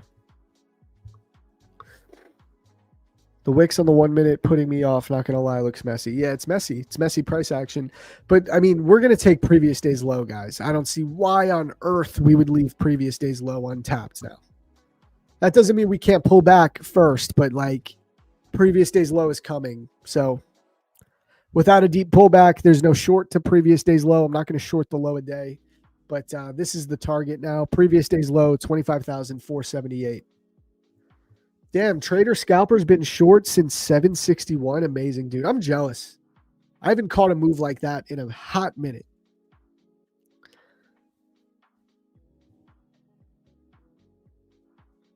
I mean, guys, at the end of the day, hindsight, strong bearish SMT divergence here, right? ES did not take out these lows. NQ put in a lower high right here. Lower high. ES took out those highs. That's these right here. Strong bearish SMT. So we got that sell-off. Look at that. And this is what I'm talking about when you gauge relative strength and weakness. Look how much more bearish NQ is than ES. And ES is the one that made the higher high, right? So if you do want to short a particular instrument and you want to short the more bearish instrument in this case, you short the instrument that has the bearish SMT, the one that made the lower high. Masterclass in that right here. Beautiful example. Same, I did not also expect to take the trade. Yeah, wow. Good job, bro. From here, it will run faster. Yeah, it looks like it's going to expand right to the previous day's low for NQ. I don't see why I wouldn't. We talked about this as a target. We just got caught up. I mean, guys, I only tried a long once. Like, I tried one long here. It failed. It's all good. But yeah, this previous day's low target looks proper. Looks proper to me.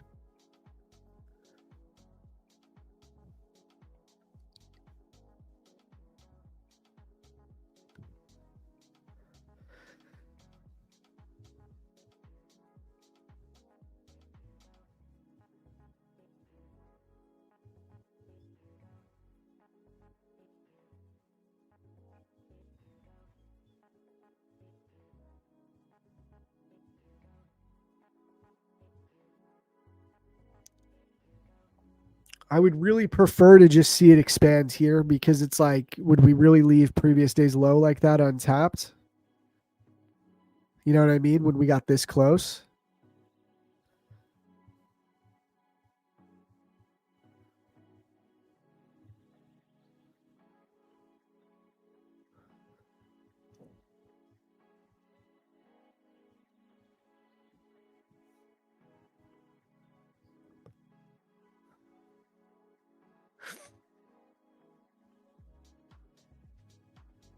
Little strong push up here on the 1 minute. You might have an inversion scalp right here if you inverse this gap. Something like this, little scalp.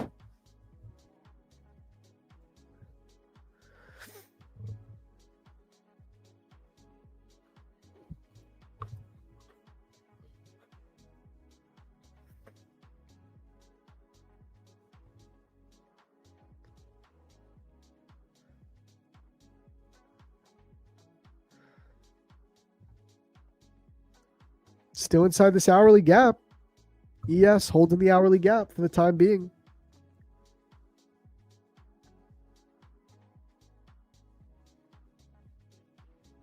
I'm not in this, FYI. I'm not in any trade. Here's proof. No trades.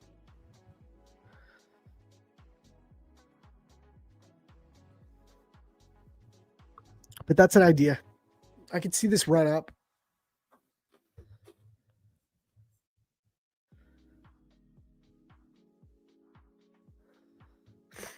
Here's the thing, though. We don't need to get in on this move. We can wait for a little more structure to form and still catch some opportunity if that's going to play out.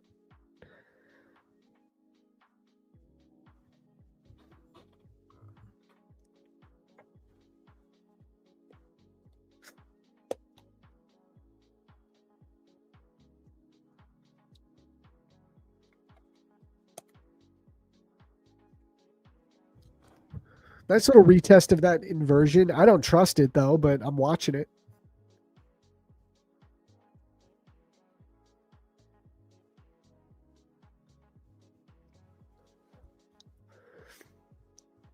We're getting closer to 100 likes, guys. 100 likes before we end the stream. We'll do a giveaway. So smash that like button.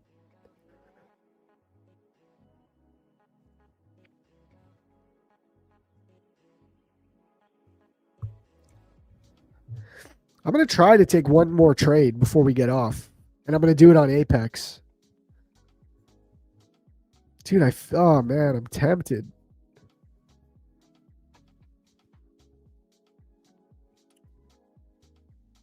NQ also, or ES, excuse me, also inverse that little 1 minute gap.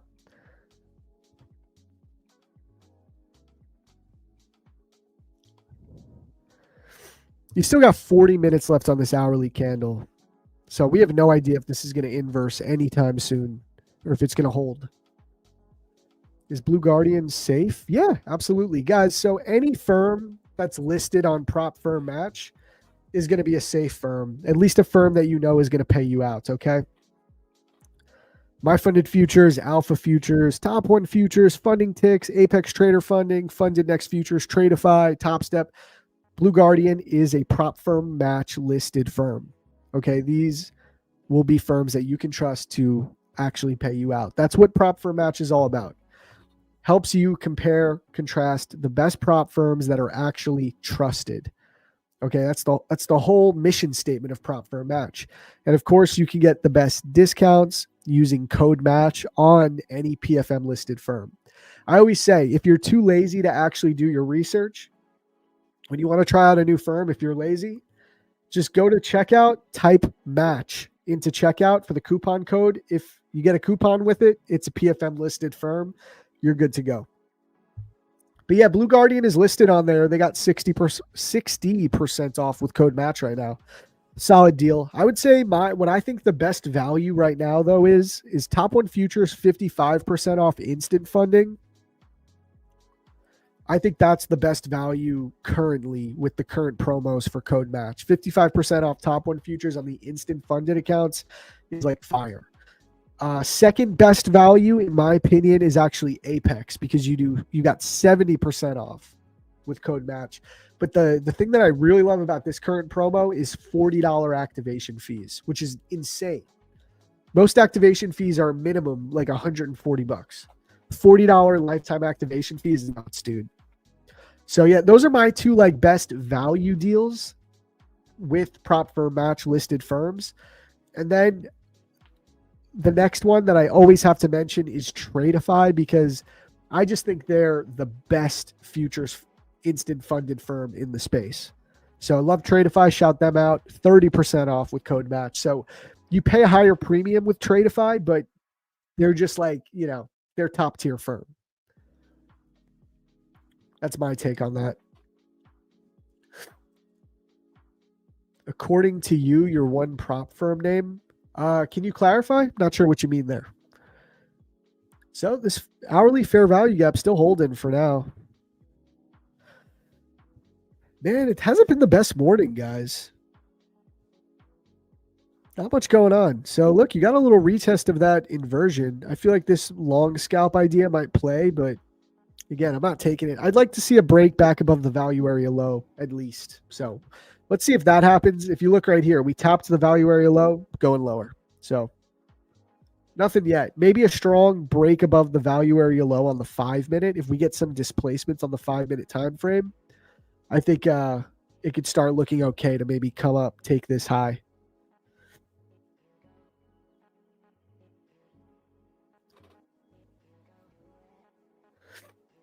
Next giveaway will be done when we hit 100 likes on stream. We got 84 right now, so we need like 15 more likes, and we'll run the last giveaway of the day. End of the government shutdown is happening right now. Is it official? Let's look it up.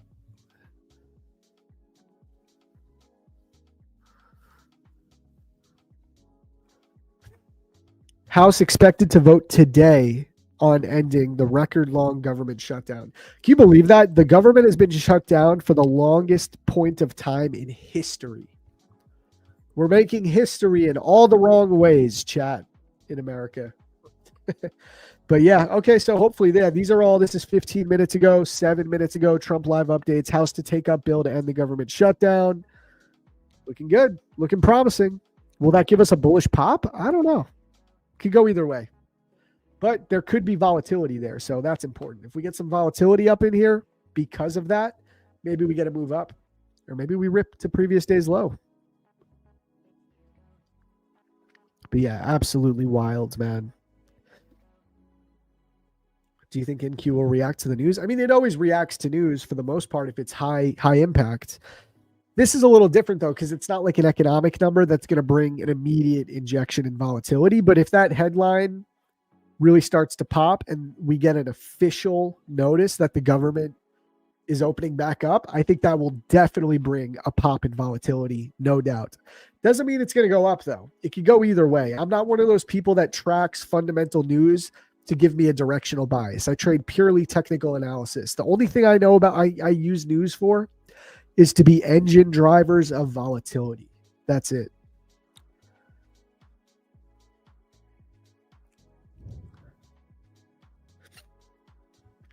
At least we will have a clear market view.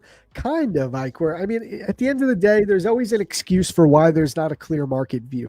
You know what I mean? Like, it's never perfect. So the government will open back up and we'll have a million other reasons on why the market's not given a clear view. We just got to do our best with probabilities. That's why we use technical analysis. Put probabilities in our favor, manage risk, manage our bankroll. That's all we can do. There's always a reason why market's not moving the way we want to move. We want to see it move. You know what I mean? Here we go. Just going lower again. Look at that rejection right at the previous day's value area low. I thought it was already priced in this weekend. I mean, it kind of was. You're right. Buy the rumor, sell the news. We've been ripping for the last few days. NQ did me dirty today by missing my entry limit by just 0.5 points. Was easy risk reward. You also shared it on the PFM Discord. Now no trade for today. I don't want to trade randomly. Yeah, it's a good point, man. Don't force a trade. No reason to force the trade. Yeah, guys. Even when the stream's not going, I highly recommend we get into that prop firm match Discord and start building up a community. So like, give your analysis. You know, we get off at 12 p.m. every day, but you can get in that Discord and chat, send chart markups, you know, do everything. I'll pull up that Discord again real quick. You know, it's here to build a full community. This is where I'll be in the PFM TV channel, right? You got my analysis in here. I've been posting my markups, giving my play ideas, my key levels. You got the chart room. So look, we got a ton of people tapping in, giving us our charts. Oh, shout out Shivam. Hit a nice long on gold. Look at that move. Fire. Shout out Shivam.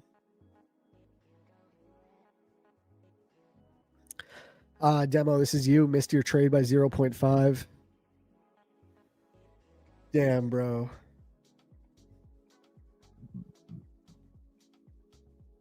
Damn, and you even called it out before. Oh, that's rough, dude. I feel your pain. I feel your pain, man. Beautiful though, guys. But yeah, beautiful, beautiful trades. Did we hit 100 likes?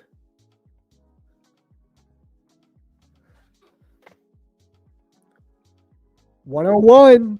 Hey, let's go. Market's not doing much.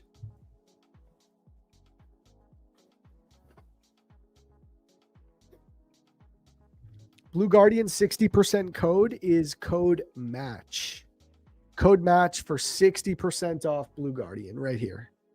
Copy and paste that, or just get it right from the Prop Firm Match website. Go to the futures section, of course, and yeah, you can get 60% off Blue Guardian.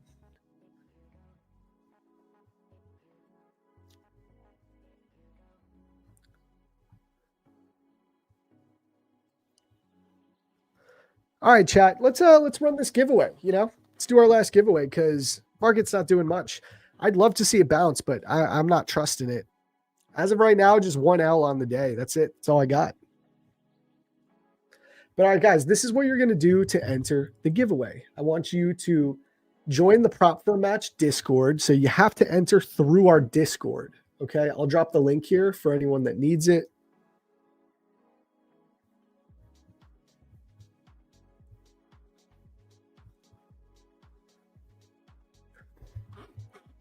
Oops. Wrong code. Hold on.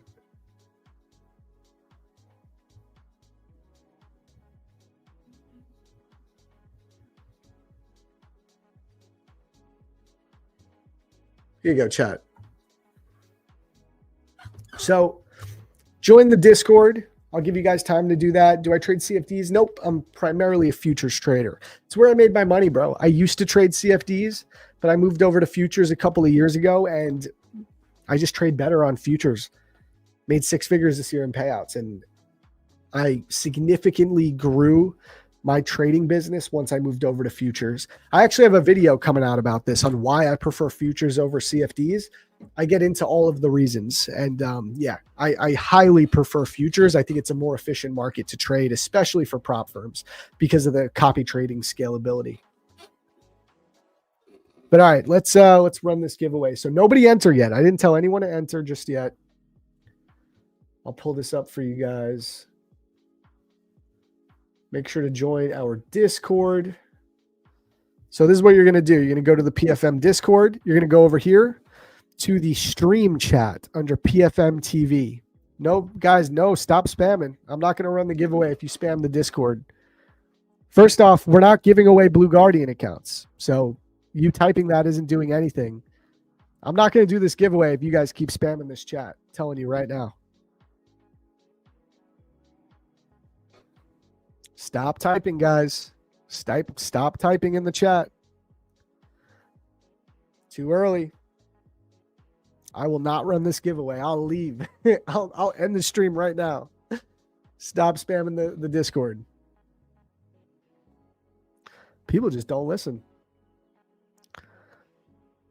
Stop spamming. Stop spamming. Okay. Looks like everyone stopped. Good.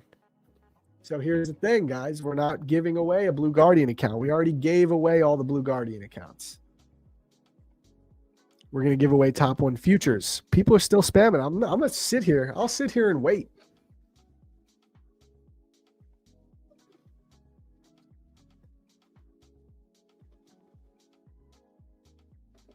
I'm going to wait.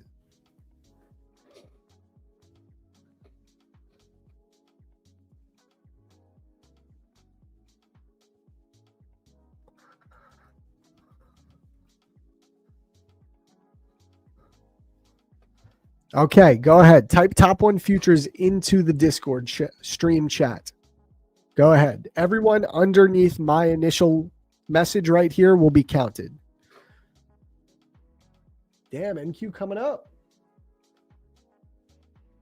Getting a little pop here, guys.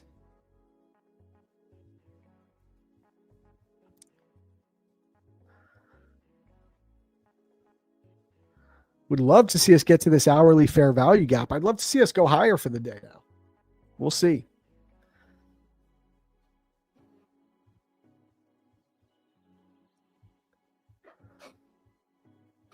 Part of me wants to try long on Apex right here up to this wick. Let's see if we can get a little retrace fill to take out this wick right here. ES also looking promising.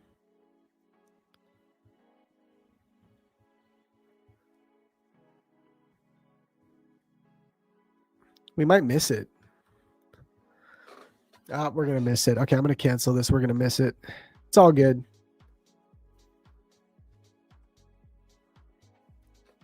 This is promising, guys. This inversion is looking solid. Look at that hold of that 1 minute inversion. Again, we got to remember, we're in a higher time frame uptrend on the hourly. ES tapped into this hourly imbalance. We're getting a push.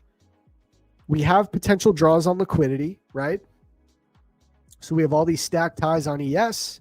We have these relative equal highs on NQ. We also have this daily fair value gap. Does the market want to trade up into this daily fair value gap? I think it's very possible. I think it's possible, man. Waiting for us like children is crazy. Dude, you're telling me, bro. You're telling me. I love streaming, but I'll admit, running giveaways is the least favorite part of running a stream. People just go crazy, man. They go crazy about giveaways. But yeah, I would love that, man. So let's, bro, if we're going to stay bullish, this is the target, this daily fair value gap. I don't think it's out of the realm. There's some displacement here. We created a 5 minute gap as well right here, right? So, well, we're going to. In 2 minutes when this candle closes, as long as we don't retrace the whole thing, this 5 minute gap is going to give us confirmation of displacement. We're back above the value area low, so maybe first thing, rotation up to the previous day's point of control and just take it level to level, guys. Okay? Just take it level to level. 5 minute unicorn possibly. Yep. Day 43 of government shutdown. Wild, bro.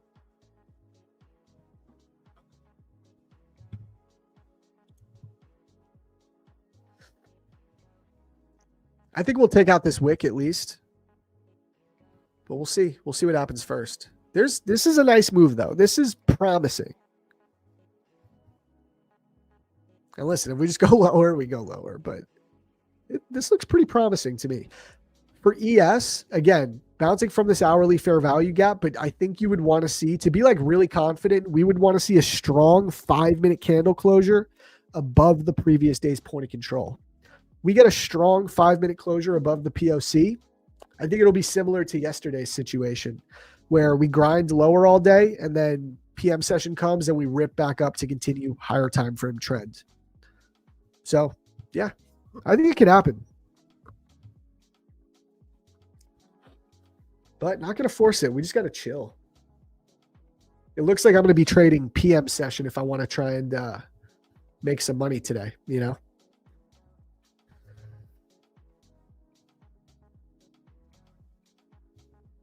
All right, guys. How are you guys doing on the Discord entries? How we doing there? Is everyone done? Everyone get a chance to enter? Remember, you only got to enter once. Looks like we got everyone. I'll give you guys like 30 more seconds. Get your entry in here. And then we'll get it going.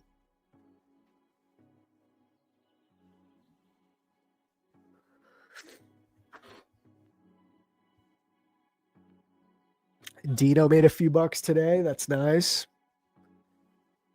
Yeah, man. I think this could be a local low. I may be eating my words and we rip down a previous day's low, but for now, this looks kind of promising. Did we break the initial balance? We have broke the IB. We did that yesterday too, and we still ended up ripping up. So, hey, Josh took a long scalp to New York VWAP. Nice, dude. Fire. All right, everyone's done? Let me get these entries in for you guys.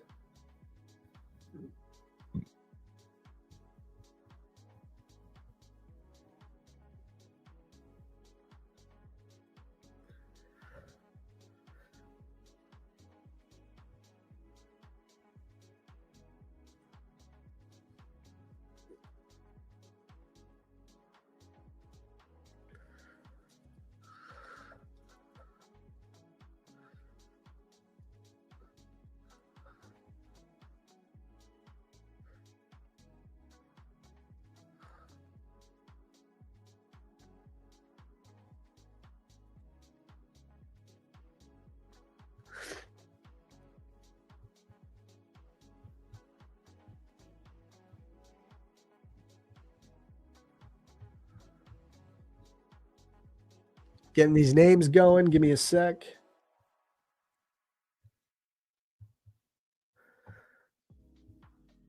Let me ask you guys, I'm interested. Out of everybody that is watching, how many of you tuned in to the YouTube short first? How did you find us through the YouTube short?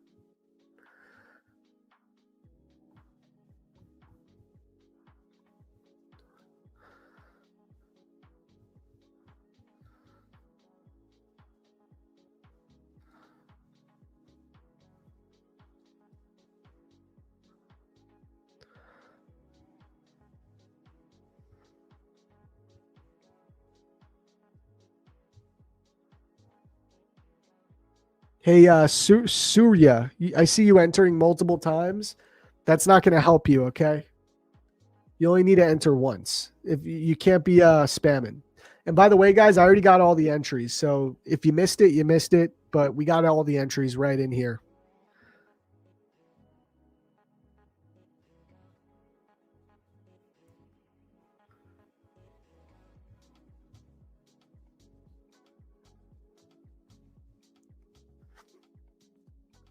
I would like to see it go lower for fair value gaps below breached equal lows. Possibly. Both. Okay, so Jay Donato, you saw us on YouTube Shorts and then tapped into the mainstream. That's what's up. YouTube Short is a good idea. Also, yeah, that's why we're doing it. We're giving it a shot. There's some technical issues to it, but we'll get used to it. As long as it's worth it. I want to know people are actually like finding us there and then coming to the mainstream, you know? But yeah, we should be going live. If this goes well, we're going to keep doing it for this week. We'd like to also go live on Instagram and TikTok. But all right, chat, we ready? Run this giveaway. We'll give away 2 more Top 1 Futures accounts. So this will be for the first one. All right, so on 3. 1, 2.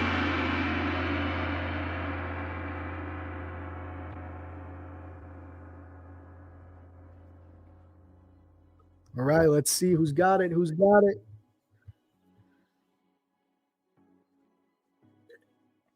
Diablo way in front. I feel sorry for you, bro. You're in the front too early. It's too early, man. Oh, messing up our race. There we go. No.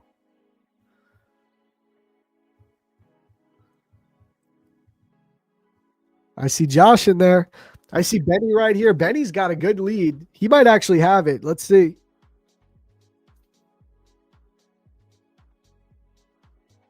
Let's see. Oh, that was close, though.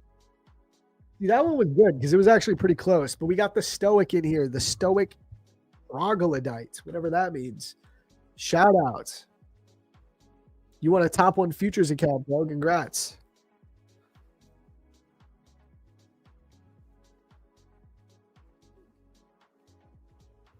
Shout out.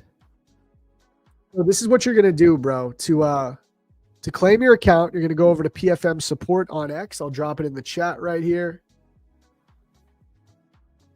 DM them on X, okay? DM the support team and show them your Discord handle, okay? That's how you're gonna be able to claim your account. Also, guys, quick disclaimer. For Blue Guardian, you can only win every 30 days. For Top 1 Futures, they're a little bit more lenient. You can win 1 per week. So just always remember that. And of course, I always got to tell you this. If your country happens to be restricted from trading with any of the firms that we give away, nothing we can do about it. We're not going to be able to give you a different account. Like it is what it is. Okay. So always check that too before you enter so you don't get, so you don't get disappointed. But shout out Stoic. That's all you, brother. You're going to go to PFM support to claim. And we can run one more. We got one more account to give away. You guys ready? How's NQ doing? Oh, pulled right back, but we pulled back into that 5-minute gap. So this is really short-term line in the sand.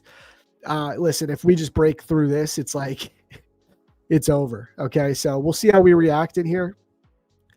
I think this is still too aggressive to want to get long, but if you're somebody that's looking for that reversal, this is a spot. I'm hands off. I ain't touching this. I am not touching it. It all looks pretty bad. But you're above the previous day's value area low. You have this 5-minute gap lining up. There's, listen, if you're bearish, this is a good entry for an inversion. Wait for that 5-minute closure below the value area low, below the fair value gap. I think you most likely get low a day. Or if you're very bullish and you want to be aggressive, this is the spot to get ready to go long. So, moment of truth here on this fair value gap. You should do it 1 account per person, Zach. We were waiting since the live started like more than a month and did not win anything. Some people may win twice and thrice. Yeah, I mean, dude, we just do it randomly, though. I can't keep track of who won 2 weeks ago. You know what I mean? Like, but I feel you, bro. You'll get it. If you keep entering, you'll win one day. But all right, let's do one more.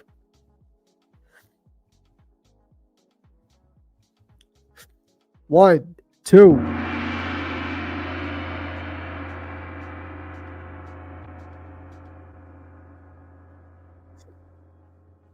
This is for top 1 futures. Yes.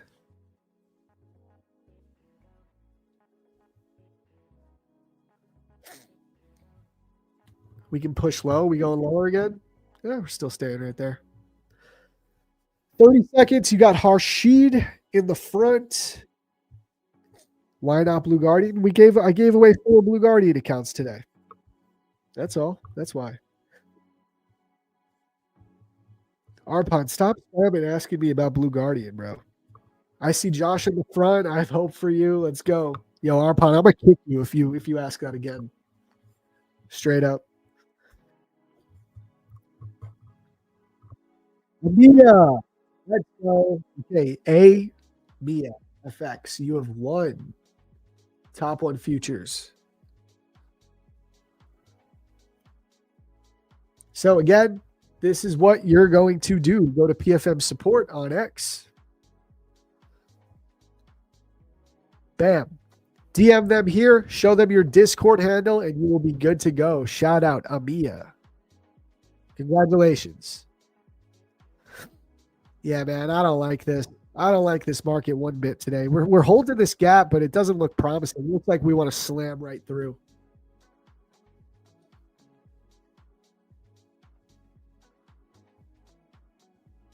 Yeah, we might have a bearish day on our hand, folks. Previous day's low.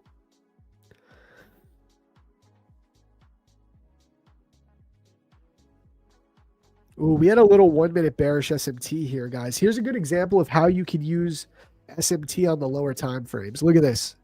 NQ, lower high. ES, higher high. And we got that little sell-off. For scalping, that's ideal. For top 1 futures, there's an activation fee. Yes. For Blue Guardian, there is no activation fee.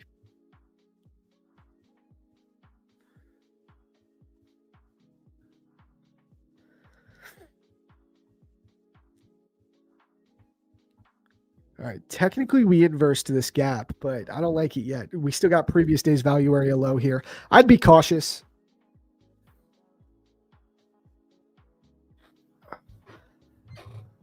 I'd be cautious.